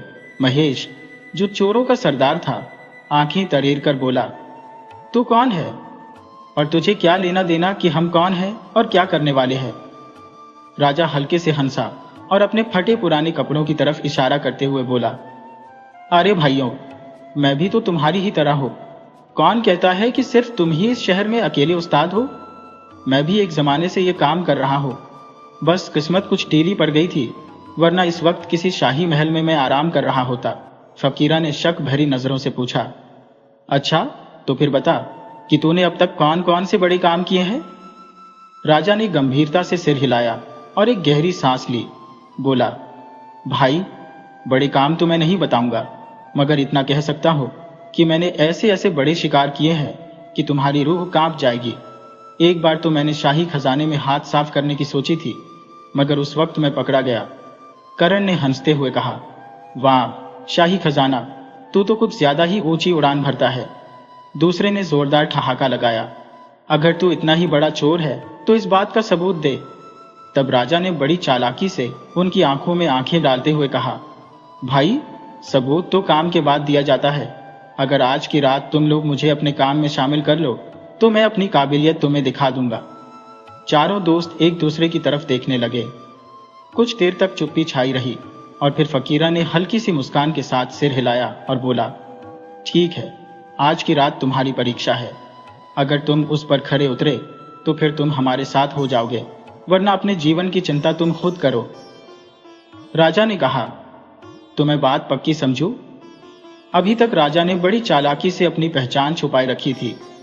राजा ने उनकी बातों में दिलचस्पी दिखाते हुए कहा, अच्छा भाइयों, जब मैं तुम्हारा साथी बनने वाला हो तो मुझे यह पता होना चाहिए कि तुम लोगों में ऐसे कौन से गुण हैं, ऐसी कौन सी खासियत है जो तुम इतने बेफिक्र होकर चोरियां करते हो।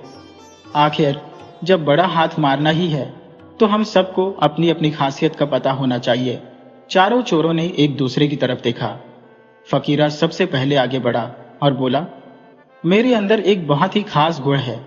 मैं किसी भी जगह खड़ा होकर सिर्फ सूंघ कर बता सकता हूं कि सोना, चांदी, हीरे, मोती, कीमती खजाना कहाँ छिपा है।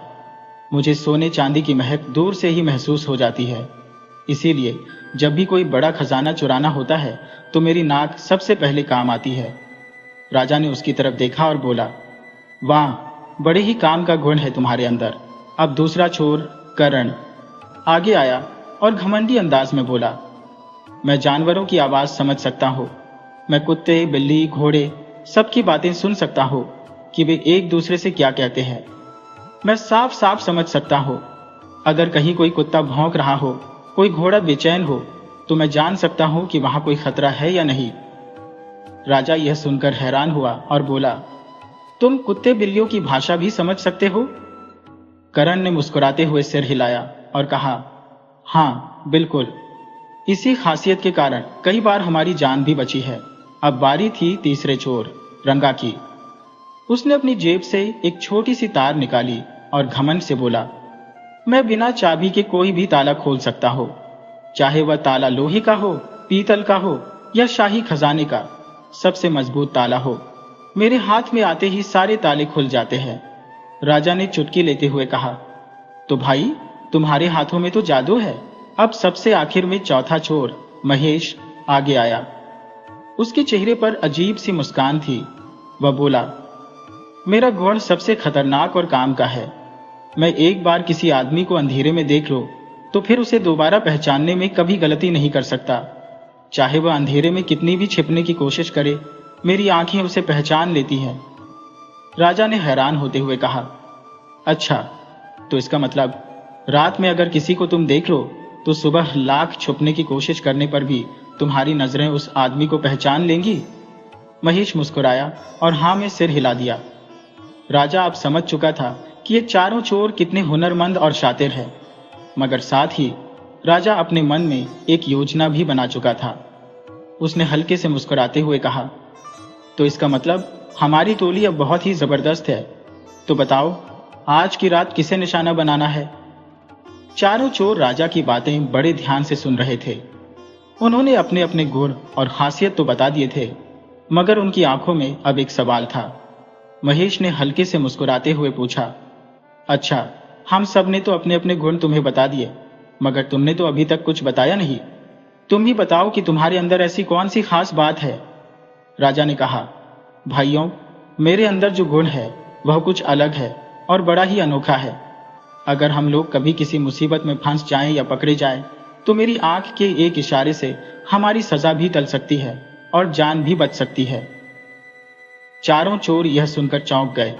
फकीरा बोला, क्या सिर्फ नजर के इशारे से सजा माफ हो सकती है? ये तो बड़ी कमाल का गुण है। इसका मतलब अगर हम चोरी करते हुए कभी पकड़े गए तो हम बच सकते हैं? तब उनमें से एक बोला, भाई, हम में से सबसे अच्छा और सबसे फायदे का गुण तो तुम्हारे अंदर है। अगर तुम हमारे गिरोह में आ जाओ तो हमें किसी चीज की कोई फिक्र नहीं रहेगी। मगर राजा के मन में कुछ और ही चल रहा था। उसने कुछ सोचते हुए कहा, भाइयों, इन छोटी मोटी चोरियों से कुछ हासिल होने वाला नहीं है। अगर अपनी पूरी जिंदगी आराम से गुजारना चाहते हो तो सीधा राजा के खजाने पर हाथ साफ करो। वहां इतनी दौलत मिल जाएगी कि फिर दोबारा कभी किसी चीज की कमी नहीं रहेगी। पूरी जिंदगी आराम से बैठकर खाएंगे। यह बात सुनकर उन चारों चोरों की आंखों में लालच चमकने लगा। फकीरा ने जोश में कहा, वाह, ये हुई ना बात। हमें एक ही बार में इतना माल मिल जाएगा कि दोबारा कभी चोरी नहीं करनी पड़ेगी। वे चारों चोर राजा की इस योजना पर काम करने के लिए तैयार हो गए। राजा, जो अंदर ही अंदर बहुत खुश था कि ये चारों चोर उसकी चाल में फंस गए, अब वे सभी तेजी से महल की तरफ चल पड़े।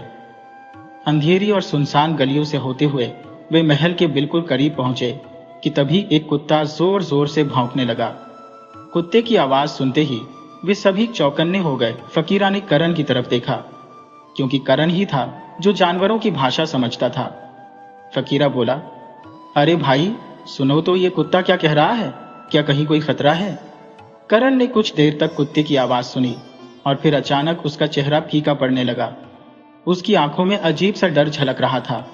वह बोला, भाइयों, ये कुत्ता कुछ बड़ी ही अजीब बात कह रहा है।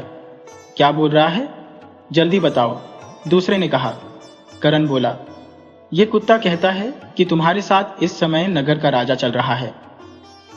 जैसे ही करण ने कुत्ते की बात बताई, एक पल के लिए वे सभी हैरान रह गए और परेशान होकर एक दूसरे की तरफ देखने लगे। लेकिन तभी अचानक रंगा जोर से हंसने लगा और बोला, यह तो क्या बकता है?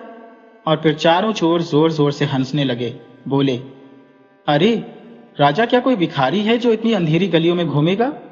वह तो इस समय अपने मखमली गद्दों पर आराम कर रहा होगा और तू कहता है कि वह हमारे साथ चोरी करने आएगा।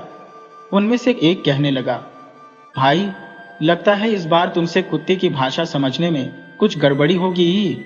करण बोला, भाइयों, मैं तो वही बता रहा हूं जो कुत्ता बोल रहा था। शायद यह बात उसने किसी और के लिए कही होगी।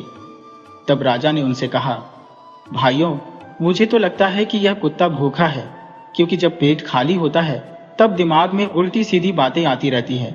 हमें बिल्कुल डरना नहीं चाहिए, बल्कि इन बेकार की बातों को छोड़ो और अपने असली काम पर ध्यान दो। सबने हामी भरी और आगे की तरफ चल पड़े। राजा मन ही मन खुश था कि उसकी योजना अब सफल हो रही है। चारों चोर अब राजा के महल के अंदर घुस चुके थे, लेकिन किसी के दिल में बिल्कुल भी डर नहीं था, बल्कि उनकी आंखों में तो लालच तैर रहा था। जैसे ही वे महल में पहुंचे, फकीरा एक पल के लिए खड़ा हो गया और वहां की मिट्टी सूंघने लगा। मुस्कुराता हुआ बोला, खजाना अब ज्यादा दूर नहीं है। खजाने की खुशबू इसी तरफ से आ रही है। चलो मेरे पीछे पीछे आओ। इसके बाद सभी चोर फकीरा के पीछे पीछे चलने लगे। महल के गलियारों को पार करते हुए वे खुफिया रास्ते से खजाने वाले कमरे के बाहर पहुंच गए, जहां एक बहुत बड़ा और मजबूत दरवाजा था, जिस पर एक भारी ताला लटक रहा था। रंगा आगे बढ़ा। उसने अपनी जेब से एक पतली सी तार निकाली और ताले में डाल दी। उसकी उंगलियां बड़ी सफाई से घूम रही थी। पलक झपकते ही ताला खुल गया। रंगा मुस्कुराया और धीरे से बोला, देखा, मेरे इस हुनर के आगे कोई ताला टिक नहीं सकता। वे सभी दरवाजा खोलकर अंदर चले गए। अंदर पहुंचते ही सबकी आंखें चौंधिया गई। हर तरफ सोने के सिक्के, हीरे, जवाहरात और बेशुमार दौलत पड़ी थी। तब एक ने कहा, भाइयों, अब यह सारी दौलत हमारी हो चुकी है। अब हमारी जिंदगी बहुत आराम से कटने वाली है। इसके बाद सभी चोर अपने अपने काम में लग गए। उन्होंने सोने की अशर्फियां अपने अपने झोलों में भर ली। वे सोच रहे थे कि अब तो सारी जिंदगी उन्हें कुछ करना नहीं पड़ेगा। हमें यहाँ से इतनी दौलत मिल जाएगी कि जिंदगी भर आराम से बैठकर खाएंगे। वे कहने लगे। राजा भी उनके साथ इसी काम में लगा हुआ था और मन ही मन मुस्कुरा रहा था। और फिर चारों चोरों ने लूट के माल में अपने अपने हिस्से बांट लिए, जिसमें से एक हिस्सा उन्होंने राजा को दे दिया। लो भाई, यह तुम्हारा हिस्सा है, तुम भी हमारे साथ आए थे, इसीलिए तुम्हें बराबरी का हिस्सा मिलेगा। लेकिन राजा ने वह थैली लेने से मना कर दिया और बोला, नहीं दोस्तों, मुझे यह सब नहीं चाहिए, मैं तो बस तुम्हारे साथ यूं ही आ गया था। महेश बोला, भाई इतनी दौलत कौन ठुकराता है?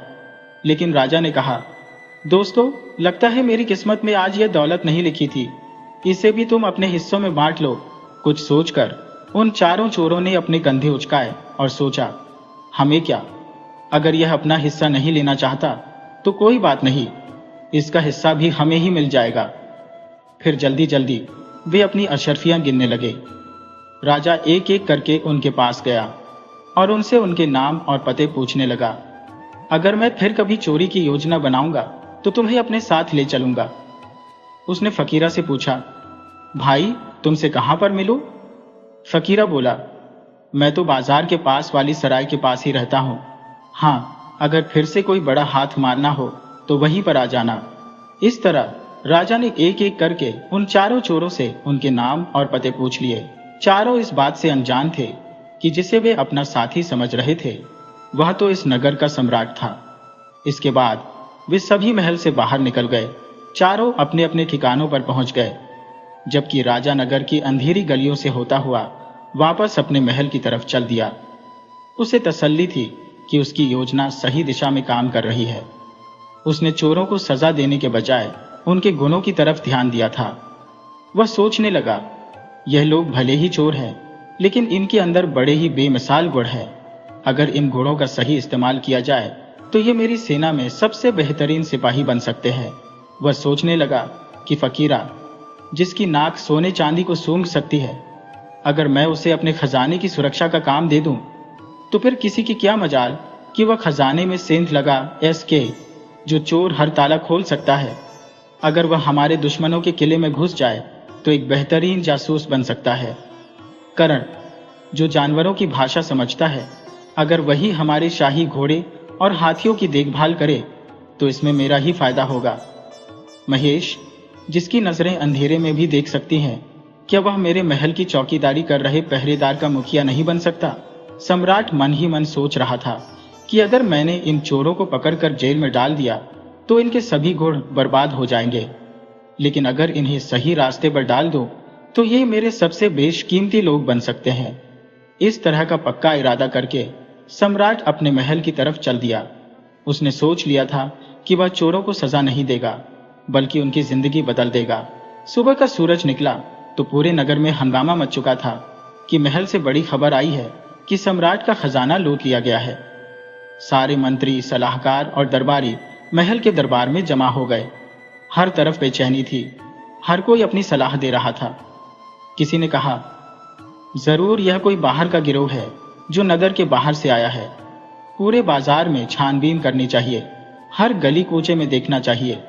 किसी ने कहा, शायद महल के अंदर का कोई आदमी इसमें मिला हुआ है। दरबार में हर कोई अपने अपने सुझाव दे रहा था, मगर असली जवाब किसी के पास नहीं था। लेकिन सम्राट अपने सिंहासन पर बैठा हुआ बड़ी शांति से यह सब सुन रहा था। फिर अचानक उसने मुस्कुराते हुए अपना हाथ उठाया और बोला, मुझे अपने नगर के बारे में अच्छी तरह से पता है। मैं जानता हूं कि यह चोरी किसने की है और वे चोर इस वक्त कहां हैं। यह सुनकर पूरे दरबार में सन्नाटा छा गया। सारे मंत्री और सिपाही राजा की तरफ हैरानी से देखने लगे। एक मंत्री ने झुककर कहा, महाराज, क्या सचमुच आपको यह पता है? तब सम्राट ने बताया कि उन चोरों के नाम फकीरा, करण, रंगा और महेश हैं। ये सुनते ही दरबार में खलबली मच गई। राजा ने अपने सिपाहियों को बुलाया और उनसे कहा, हर एक चोर अपने अपने ठिकाने पर मिलेगा, उन्हें पकड़ो और मेरे सामने हाजिर करो। इतना कहकर राजा ने उन चोरों के पते और ठिकाने सिपाहियों को बता दिए। सिपाही तुरंत हरकत में आए। सिपाहियों की अलग अलग टुकड़ियां शहर के अलग अलग हिस्सों में उन चोरों को पकड़ने के लिए पहुंच गईं। थोड़ी देर की मेहनत के बाद चारों चोरों को पकड़कर दरबार में पेश कर दिया गया। अब चारों चोर दरबार में रस्सियों से बंधे हुए खड़े थे। उनके चेहरे पर डर साफ दिखाई दे रहा था। वे हैरान लग रहे थे कि उनके नाम और ठिकाने राजा के पास कैसे पहुंच गए। सम्राट अपने सिंहासन पर बैठा हुआ था। उसके चेहरे पर एक रहस्यमय मुस्कान थी। अचानक महेश, जो अंधेरे में देखने की काबिलियत रखता था, उसकी नजर सम्राट के चेहरे पर जा टिकी। वह सम्राट को आंखें फाड़कर घूरने लगा, जैसे किसी पहेली का हल ढूंढ रहा हो। कुछ ही पलों में उसके चेहरे का रंग उड़ गया। वह बोला, यह तो वही है। उसके दिमाग में पिछली रात की पूरी घटना तेजी से घूमने लगी। वह बोला, वही चाल, वही आवाज, वही अंदाज और वही चेहरा। यह तो वही आदमी है, सम्राट के रूप में हमारे सामने। उसने घबराकर बाकी साथियों की तरफ देखा और धीमी आवाज में बोला, यह तो वही है, हमारा 5वां साथी, जो रात को हमारे साथ खजाना लूटने आया था। यानी कि वो कुत्ता बिल्कुल ठीक कह रहा था कि वो 5वां आदमी कोई और नहीं बल्कि सम्राट खुद था। तीनों चोरों ने महेश की बातों को नकार दिया। रंगा बोला, तू तो पागल हो गया है। ये कैसे हो सकता है कि राजा खुद हमारे साथ चोरी करने आए? लगता है तूने कोई नशा कर लिया है। अगर यह सच में सम्राट होता तो क्या हमारे साथ खजाने तक आता और अपने ही खजाने को लुटवाता? महेश अभी तक राजा को ही देख रहा था। बोला, मैं अंधेरे में एक बार जिसे देख लूं, उसे दोबारा कभी नहीं भूल सकता। मैं सच कहता हूं, यही हमारा 5वां साथी है। ये बोलते हुए महेश की आवाज कांपने लगी थी। उधर सम्राट अपने सिंहासन पर बैठा हुआ मुस्कुरा रहा था। मगर सवाल अब यह था कि क्या इस राज्य को सम्राट स्वीकार करेगा? दरबार में सभी की नजरें सम्राट और महेश पर टिकी हुई थी। महेश थोड़ा आगे बढ़ा। अब उसकी आंखों में किसी तरह का संदेह नहीं था। उसने सीधे सम्राट की तरफ देखा और कहा, महाराज, मैंने कहा था कि मैं अंधेरे में जिसे एक बार देख लूं, उसे दोबारा कभी भूल नहीं सकता। और आज भी मैं अपनी बात पर कायम हूं। कल रात वह आप ही थे और आपने हम सबके गुण और खासियत अपनी आंखों से देख लिए थे। अब हम लोग भी आपकी खासियत देखना चाहते हैं। यह सुनते ही दरबार में हलचल मच गई, लेकिन सम्राट जोर से हंस दिया। उसकी हंसी पूरे महल में गूंज उठी। उसके चेहरे पर किसी तरह की घबराहट नहीं थी। और फिर सम्राट ने अपने सिपाहियों की तरफ देखा। उसने अपनी आंखों का एक इशारा किया। उसका इतना करना ही था कि सिपाही फौरन उसके इशारे को समझ गए। चारों चोरों की रस्सियां खोल दी गई। पूरे दरबार में खुसर पुसर शुरू हो गई। सबकी नजरों में बस एक ही सवाल था कि आखिर यह माजरा क्या है। फिर सम्राट ने कहा, इन चारों चोरों को गिरफ्तार करने की कोई जरूरत नहीं है। ये लोग चोर ही नहीं बल्कि बहुत ही गुणी आदमी है। कल रात की पूरी कहानी मैं आप लोगों को सुनाता हूं।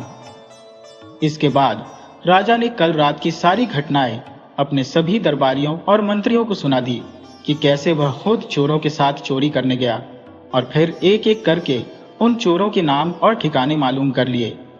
ये सुनते ही उन चोरों के हाथ पैर कांपने लगे। वे उसी वक्त सम्राट के कदमों में गिर पड़े और आंसू बहाते हुए उनसे माफी मांगने लगे। हमें माफ कर दीजिए महाराज, हमने आपको पहचानने में देर कर दी। आप हमें एक मौका दीजिए, हम हमेशा आपके वफादार रहेंगे। सम्राट ने मुस्कुराकर कहा, तुम लोग चोर हो, लेकिन तुम्हारे अंदर बहुत ही अनमोल गुण है और यही काबिलियत तुम हमारे देश की भलाई में लगा दो तो तुमसे बढ़कर कोई नहीं हो सकता। और इसके बाद राजा ने उनमें से हर एक को उनकी खासियत के आधार पर अपने ही महल में नौकरी पर रख लिया।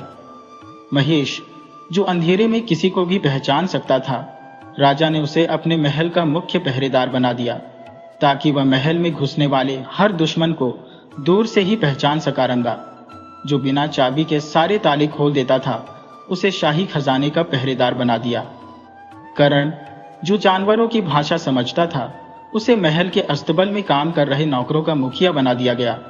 फकीरा, जो सोने चांदी का पता लगा सकता था, उसे खोजी दस्ते का मुखिया बनाया गया ताकि वह सूंघकर सोने चांदी का पता लगा सका।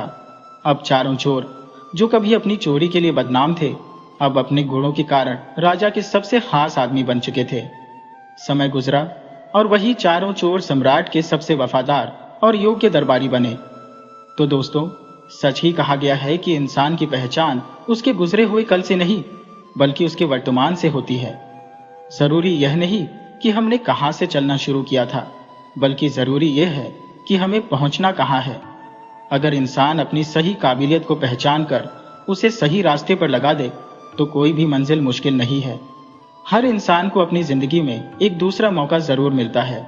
जरूरत है सिर्फ उस मौके को पहचानने की और उसका फायदा उठाने की, जैसा कि उन 4 चोरों ने किया। इसके साथ ही हर इंसान में कुछ अच्छी और कुछ बुरी बातें होती है, लेकिन पारखी आदमी वही है जो किसी दूसरे की बुराइयों को नजरअंदाज करके उसकी खूबियों का फायदा उठाकर उसे सही रास्ते पर लगा दे। तो दोस्तों, मुझे पूरी उम्मीद है कि आपको आज की यह कहानी बहुत पसंद आई होगी। तो वीडियो को लाइक कीजिए और अपने अच्छे अच्छे कमेंट करना बिल्कुल मत भूलिए। तब तक के लिए अनुमति दीजिए।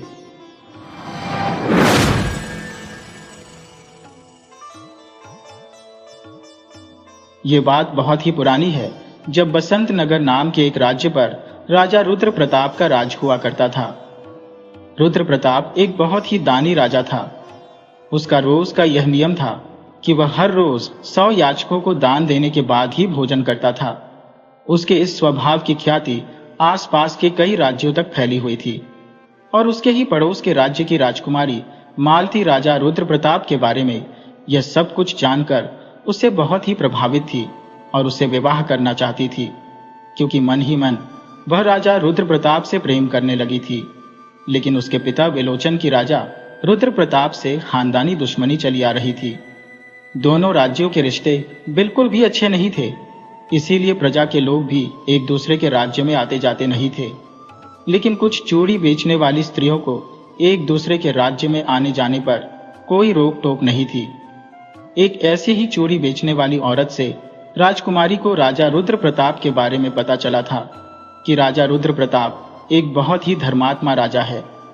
वह रोज 100 याचकों को दान किए बगैर भोजन नहीं करता। अब तो राजकुमारी किसी भी तरह राजा रुद्र प्रताप से विवाह करना चाहती थी, परंतु अपने मन की बात वह अपने माता पिता से नहीं कह सकती थी, क्योंकि वह अच्छी तरह से जानती थी कि अगर गलती से भी मेरे मुंह से रुद्र प्रताप के साथ प्रेम की बात निकल गई तो फिर मैं कभी भी राजा रुद्र प्रताप से विवाह नहीं कर पाऊंगी, क्योंकि मेरे पिता उसी समय मेरा विवाह किसी दूसरे राज्य के राजकुमार से करवा देंगे और मुझे उसके पल्ले बांध देंगे। जबकि मैं तो राजा रुद्र प्रताप को पाना चाहती हूँ, क्योंकि मेरे दिल में वही बसा है। राजकुमारी ने अब यह फैसला कर लिया था कि मुझे ही कुछ न कुछ करना होगा। अगर मैं हाथ पर हाथ रखे अपने भाग्य के भरोसे पर बैठी रही तो फिर मुझे जीवन भर पछताना पड़ेगा, क्योंकि सामर्थ्यवान व्यक्ति अगर सही मौके को खो देता है तो यह उसके लिए दुर्भाग्यपूर्ण है। राजकुमारी ने दूसरे ही दिन एक साधारण सी दिखने वाली स्त्री का रूप बनाया और पहुंच गई राजा रुद्र प्रताप के पास दान मांगने के लिए। उस समय लगभग सभी याचक जा चुके थे, बस अब राजकुमारी अकेली ही बच गई थी। राजा ने उसे कुछ स्वर्ण मुद्राएं देते हुए कहा, यह लो, तुम भी 100 स्वर्ण मुद्राएं ले जाओ। याचक बनी हुई राजकुमारी ने कहा, नहीं महाराज, भला मैं इन स्वर्ण मुद्राओं का क्या करूंगी? आप तो मुझे मेरी पसंद की चीज दान में दे दीजिए। राजा ने कहा, हाँ हाँ, क्यों नहीं, तुम मुझे अपनी इच्छा से ही बता दो कि तुम्हें दान में क्या चाहिए। बताओ, तुम्हें इन स्वर्ण मुद्राओं के बदले में मैं क्या दे दूं? राजकुमारी बोली, महाराज, आप पहले मुझे वचन दीजिए कि मैं जो भी आपसे मांगूंगी आप मुझे वह देंगे। राजा ने कहा, इसमें वचन देने जैसी कौन सी बात है? मैं रोज 100 से ज्यादा याचकों को मुंह मांगा दान देता हूं। मैंने कभी किसी को इनकार नहीं किया। तुम कैसी याचक हो जो मुझ पर शक कर रही हो? चलो, मैं तुम्हें वचन देता हूं कि तुम जो भी मांगोगी मैं तुम्हें वह दूंगा। राजकुमारी बोली, महाराज, आप खुद को ही मुझे दान में दे दीजिए। राजकुमारी की यह बात सुनकर राजा कहने लगा, यह क्या बकवास करती हो? तुम होश में तो हो? राजकुमारी बोली, महाराज, मैंने तो पहले ही आपसे कहा था कि सोच समझकर मुझे वचन दीजिएगा।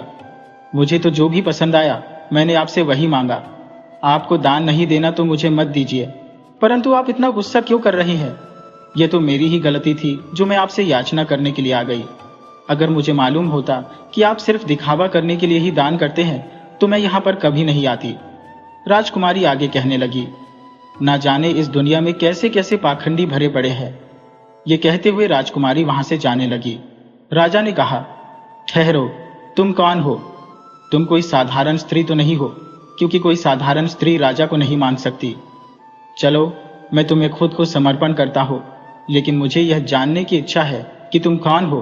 क्या तुम कोई देवी या कोई देवता हो? राजकुमारी ने अपना असली परिचय देते हुए कहा, महाराज, मैं कोई देवी नहीं, बल्कि मैं आपके पड़ोस के राजा विलोचन की पुत्री मालती हूं। मैं उस राज्य की राजकुमारी हूं। आप मुझे गलत मत समझिए। मैंने आपको धोखे से अपने पिता के लिए नहीं, बल्कि आपको तो मैंने अपने लिए मांगा है, क्योंकि मैं आपसे प्रेम करती हूं और मैं आपकी रानी बनना चाहती हूं।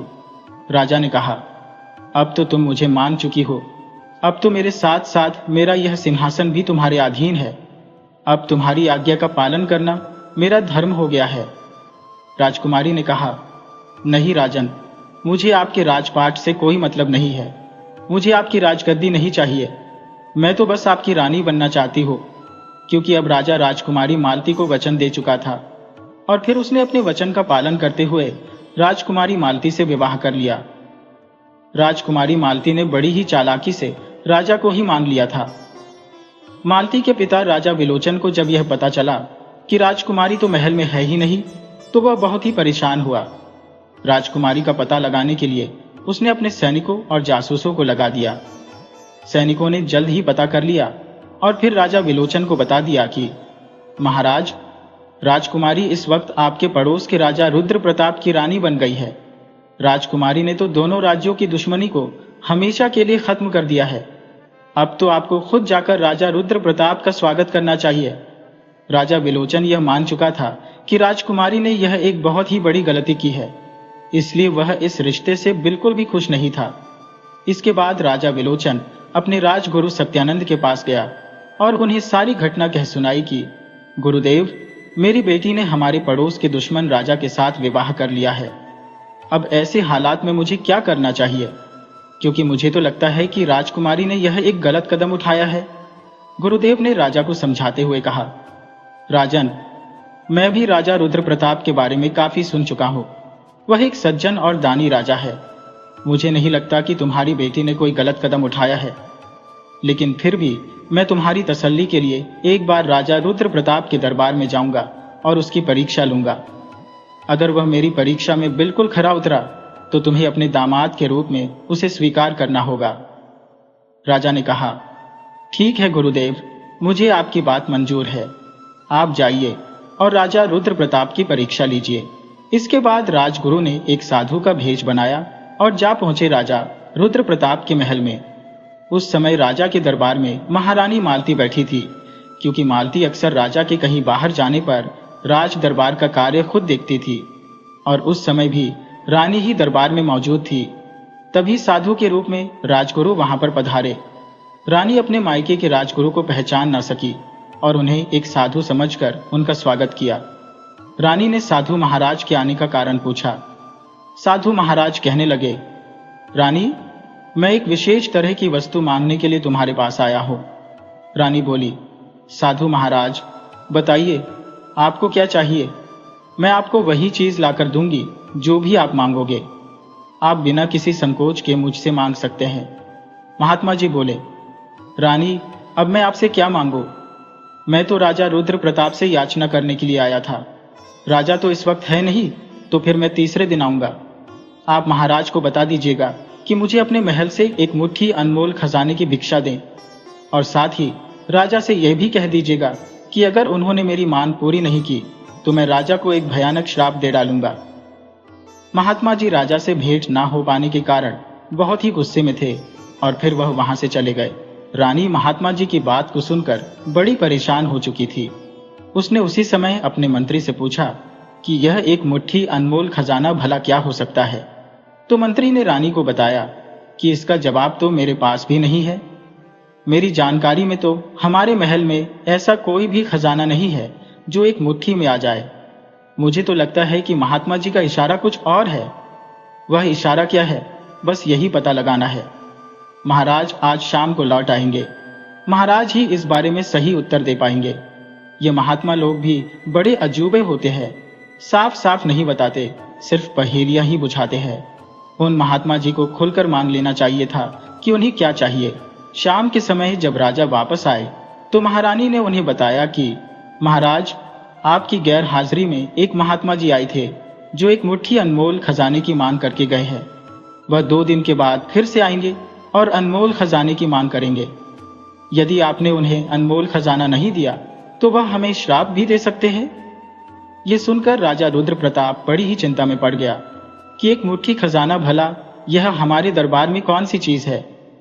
राजा ने अपने दरबार के कई विद्वानों को बुलाया और उनसे सलाह ली, परंतु कोई भी विद्वान इसका सही उत्तर नहीं दे पाया। एक विद्वान ने कहा कि महात्मा जी की यह मांग बिल्कुल गलत है। हमारे दरबार में एक मुट्ठी में आ जाने वाला कोई भी खजाना मौजूद नहीं है। तो दूसरा विद्वान कहने लगा, महाराज, मुझे तो लगता है कि महात्मा जी का इशारा आपकी बहन यानी राजकुमारी पुष्पा की तरफ था। यह सुनते ही मंत्री ने बीच में टोक दिया, आप तो बेकार की बातें करते हैं। राजकुमारी ना तो मुट्ठी में आ सकती है और ना ही वह कोई खजाना है। आप बेकार की बातों को छोड़िए और उसका सही अर्थ बताइए। अगर आप लोगों में से कोई भी विद्वान इस बात का सही उत्तर नहीं दे पाया तो आप सभी विद्वानों की छुट्टी कर दी जाएगी। राजा के दरबार में विद्वानों की आवश्यकता है, मूर्खों की नहीं। मंत्री की यह बात सुनकर सभी विद्वान घबरा गए थे, क्योंकि अभी तक तो उनके दिन बड़े ही मजे से राजा को सिर्फ कहानियां सुना सुनाकर ही कट रहे थे, मगर उस महात्मा ने तो उल्टा सवाल दागकर उन सबके पेट पर लाठी मार दी थी। अब वे लोग आपस में विचार विमर्श करने लगे कि क्या किया जाए। एक ने कहा कि चलो उन महात्मा जी से ही चलकर पूछ लेते हैं कि उनकी इस बात का क्या मतलब है। दूसरे विद्वान ने कहा, परंतु हमें तो पता ही नहीं कि वह महात्मा जी कहाँ रहते हैं, अब हम उन्हें कहाँ पर ढूंढे। तीसरे ने कहा, अब यहाँ पर आपस में बातें करने से कुछ नहीं होगा, उनको ढूंढने से ही पता चलेगा कि वह कहाँ रहते हैं। अब हमारे सुख के दिन चले गए हैं, उन महात्मा जी को ढूंढने के लिए हमें जंगलों में भटकना पड़ेगा। और फिर सभी 5 विद्वान जंगल की तरफ निकल गए। इधर इन विद्वानों पर ना तो राजा को भरोसा था और ना ही मंत्री को, जबकि रानी तो पहले से ही जानती थी कि यह विद्वान तो सिर्फ राज दरबार में जगह घेर कर बैठे हैं और सिर्फ बैठे बैठे तनख्वाह ही पा रहे हैं। राजा रुद्र प्रताप को अब यह चिंता हो रही थी कि 2 दिन का समय बीतने में कितना वक्त लगता है। यदि महात्मा जी की बात का सही अर्थ ना मिला और उन्हें कोई ऐसी वैसी चीज दे दी तो वह नाराज हो जाएंगे। वहीं पर राजा रुद्र प्रताप की बहन राजकुमारी पुष्पा भी मौजूद थी। जब उसने अपने बड़े भाई को परेशान देखा तो उसको चिंता में देखकर उसने मन में सोच लिया था कि वह इस सवाल का उत्तर आज शाम तक ढूंढ कर ही रहेगी और वो उत्तर अपने भाई को बता देगी। वो उसी समय अपने बड़े भाई से आज्ञा लेकर पास के ही एक जंगल में चली गई, मगर वहां पर जाना तो सिर्फ एक दिखावा था, क्योंकि राजकुमारी पुष्पा को अपने पश्चिम के ही राज्य सिद्धार्थगढ़ में जाना था। सिद्धार्थगढ़ के राजकुमार सत्यदेव से राजकुमारी कई बार शिकार के दौरान मिल चुकी थी और उसे बहुत ही पसंद करती थी। राजकुमार सत्यदेव भी राजकुमारी से विवाह करना चाहता था, परंतु राजकुमारी से अपने मन की बात वह अभी तक नहीं कर पाया था। राजकुमारी तो शिकार के बहाने से राजकुमार सत्यदेव से मिलने जाती थी, परंतु फिर भी वह राजकुमार से अपने प्रेम के बारे में नहीं कह पाई थी। राजकुमारी ने अपना घोड़ा दौड़ाया और पहुंच गई सिद्धार्थगढ़ के जंगलों में, जहां पर राजकुमार सत्यदेव पहले से ही मौजूद था। पुष्पा को देखते ही वह बहुत ही खुश हुआ। राजकुमार आज घर से यह सोचकर निकला था कि यूं रोज रोज छुप छुप कर मिलने की समस्या को हमेशा के लिए खत्म कर दूंगा। मैं राजकुमारी के सामने आज विवाह का प्रस्ताव रखूंगा। राजकुमारी पुष्पा को देखते ही राजकुमार ने उनसे कह दिया, राजकुमारी, मैं आपसे प्यार कर बैठा हूं और आपसे विवाह करना चाहता हूं। राजकुमारी पहले तो कुछ शर्माई और फिर बोली, राजकुमार, मैं भी आपसे यही कहना चाहती थी और मैं भी आपसे प्रेम करती हूँ। मैं आपसे विवाह करूंगी, परंतु मेरी एक शर्त है। आपको सिर्फ एक सवाल का जवाब देना है। अगर आपने उस सवाल का सही सही जवाब दे दिया तो मैं वादा करती हूँ कि आपसे ही विवाह करूंगी। राजकुमार बोला, मैं आपके सवाल का उत्तर देने की पूरी कोशिश करूंगा। राजकुमारी ने पूछा कि राज दरबार के अंदर एक मुट्ठी खजाना क्या होता है?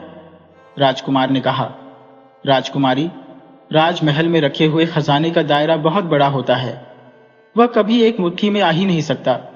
यह एक मुश्किल सवाल है, इसका जवाब कोई साधारण इंसान नहीं दे सकता। इसका जवाब तो मुझे भी नहीं मालूम, लेकिन इसका मतलब यह नहीं कि मैं हार मान चुका हूं। आपको अपनी रानी बनाने के लिए मैं किसी भी प्रश्न का उत्तर खोज कर लाऊंगा, लेकिन मेरी आपसे यह प्रार्थना है, आप मुझे आज शाम तक का समय दीजिए, क्योंकि मेरा एक मित्र जो कि काशी से शिक्षा ग्रहण करके आया है, उसे वेद शास्त्रों का पूरा ज्ञान है। मुझे पूरा यकीन है कि इस सवाल का जवाब वह अवश्य ही दे देगा। अब मैं आपको आपके सवाल के जवाब के साथ ही मिलूंगा। आप कल मुझे अपने राज्य की सीमा पर मिलिए। इतना कहकर राजकुमार वहां से विदा लेकर चला गया। राजकुमारी भी अपने महल की तरफ लौट गई। राजकुमार सत्यदेव सीधा अपने मित्र के पास पहुंचा, जिसका नाम था बुद्धदेव, जो कि काशी के गुरुकुल से शिक्षा ग्रहण करके आया था। राजकुमार ने अपने मित्र से कहा, मित्र, आज मुझे तुम्हारी सहायता की आवश्यकता है। बस यूं समझ लो कि आज तक तुमने जो भी ज्ञान इकट्ठा किया है, आज उसकी परीक्षा है। बुद्धदेव ने कहा, राजकुमार, आपकी सहायता करना तो मेरा परम कर्तव्य है। बताइए, मैं किस तरह से आपके काम आ सकता हूं? राजकुमार बोला, मित्र, बात असल में यह है कि मैं अपने पश्चिम के राज्य में स्थित राज्य की राजकुमारी पुष्पा से प्रेम करता हूं और उनसे विवाह करने की इच्छा रखता हूं। लेकिन राजकुमारी ने मेरे सामने एक शर्त रखी है कि मुझे उसके एक प्रश्न का उत्तर देना होगा। और प्रश्न यह है कि एक मुट्ठी अनमोल खजाना क्या है, क्योंकि वह महात्मा जी कल फिर से दरबार में आएंगे और उन्हें हर हालत में एक मुट्ठी अनमोल खजाना देना ही होगा, वरना वो राजा रुद्र प्रताप को कोई भयानक श्राप दे देंगे। इसके बाद राजकुमार ने पूरे विस्तार से अपने मित्र बुद्धदेव को सारी बात बता दी। कुछ देर तक विचार करने के बाद बुद्धदेव के चेहरे पर एक मुस्कुराहट आ गई। वह कहने लगा, राजकुमार, मुझे आपके प्रश्न का उत्तर मिल गया है, परंतु मैं आपके प्रश्न का उत्तर यहाँ पर नहीं दे सकता। आपको मेरे साथ महल के बगीचे में चलना होगा। और फिर दोनों दोस्त महल के बाहर बने हुए शाही बगीचे में पहुंच गए, जहां पर तरह तरह के फूल खिले हुए थे। कई प्रकार के फलों के पेड़ वहां पर लगे हुए थे, जो फलों से लदे हुए थे। वहां पर पहुंचकर बुद्धदेव ने कहा, राजकुमार, जिस अनमोल खजाने के बारे में आप पूछ रहे हैं, वह खजाना हर जगह मौजूद है। इस वक्त आप अनमोल खजाने के ऊपर ही खड़े हैं, और वह खजाना है यह मिट्टी, जिसके अंदर कई अनमोल खजाने भरे पड़े हैं।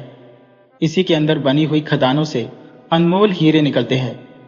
इसी मिट्टी के ऊपर किसान अपनी पैदावार करता है, जिससे फसलें पैदा होती है।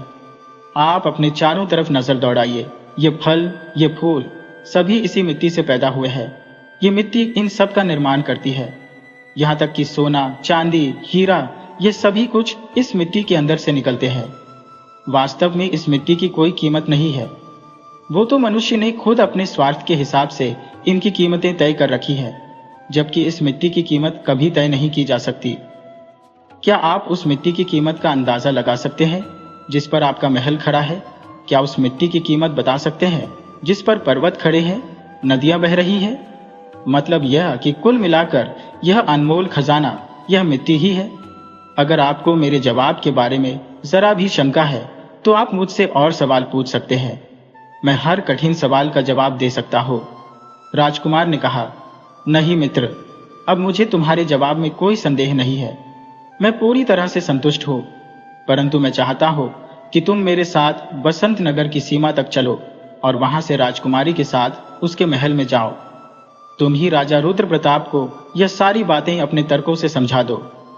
बुद्धदेव अपने मित्र की इस बात पर सहमत हो गया और फिर कुछ ही देर के बाद वे दोनों बसंत नगर की सीमा पर थे, जहां पर राजकुमारी पुष्पा उनका इंतजार कर रही थी।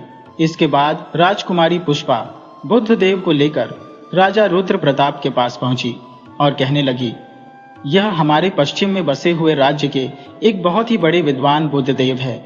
यह आपको एक मुट्ठी अनमोल खजाने का रहस्य समझा सकते हैं। उसके बाद बुद्धदेव ने कई तरीकों से कई तर्क देकर महाराज रुद्र प्रताप को समझाया कि एक मुट्ठी खजाना कुछ नहीं बल्कि एक मुट्ठी मिट्टी है। राजा बुद्धदेव के तर्कों से पूरी तरह से संतुष्ट था। जब तीसरे दिन महात्मा जी राज दरबार में पधारे, जो कि असल में राजगुरु थे, तो वो गुस्से में तमतमा हुए थे। उन्हें लग रहा था कि राजा रुद्र प्रताप उनके प्रश्न का उत्तर नहीं दे पाएगा। महात्मा के पधारने पर राजा ने उनका स्वागत किया और पूरे सम्मान के साथ उन्हें बैठने के लिए कहा। लेकिन महात्मा जी बोले, राजन, मैं यहाँ पर तुम्हारे साथ बैठने के लिए नहीं आया हूँ। मुझे तो जल्दी से अपने महल के खजाने में से एक मुट्ठी अनमोल खजाना दे दो। राजा ने कहा, हाँ महात्मा जी, मैंने सारा इंतजाम कर दिया है। अभी आपको आपकी मांगी हुई चीज दे देता हूँ। और फिर राजा ने महात्मा जी की झोली में एक मुट्ठी मिट्टी डाल दी। यह देखकर महात्मा जी बहुत ही खुश हुए और राजा को आशीर्वाद देते हुए वहां से चले गए। इसके बाद महात्मा के वेश में आए हुए राजगुरु सीधा राजा विलोचन के पास पहुंचे और उन्हें समझाते हुए कहने लगे, राजन, आपके कहने पर मैंने राजा रुद्र प्रताप की परीक्षा ली और वह मेरी परीक्षा में एकदम खरे उतरे। इसीलिए अब आप मेरी मानिए तो उन्हें दामाद के रूप में स्वीकार कर लीजिए और उन्हें पूरे सम्मान के साथ अपने राज्य में आने का निमंत्रण भेजिए। राजा अपने गुरुदेव की आज्ञा को टाल नहीं सकता था। साथ ही अब उसे इस बात की संतुष्टि हो चुकी थी कि उसकी बेटी ने एक सही निर्णय लिया था और अब समय आ गया है कि जब दोनों राज्यों की दुश्मनी को बुलाकर इस संबंध को एक मधुर संबंध में बदल दिया जाए। और फिर राजा ने अपने दामाद रुद्र प्रताप को अपने राज्य में आने का न्योता भेजा। जब वे लोग वहां पर आए तो बड़ी ही धूमधाम से उनका स्वागत किया गया। अब दोनों राज्यों के बीच में दुश्मनी खत्म हो चुकी थी। इस घटना के कुछ दिनों के बाद रुद्र प्रताप की बहन राजकुमारी पुष्पा ने मालती को राजकुमार सत्यदेव के बारे में बताया और यह भी बताया कि कैसे सत्यदेव की सहायता से ही उन्हें उन साधु महाराज के प्रश्न का उत्तर मिला था। और फिर सभी की सहमति से राजकुमारी पुष्पा का विवाह राजकुमार सत्यदेव के साथ कर दिया गया।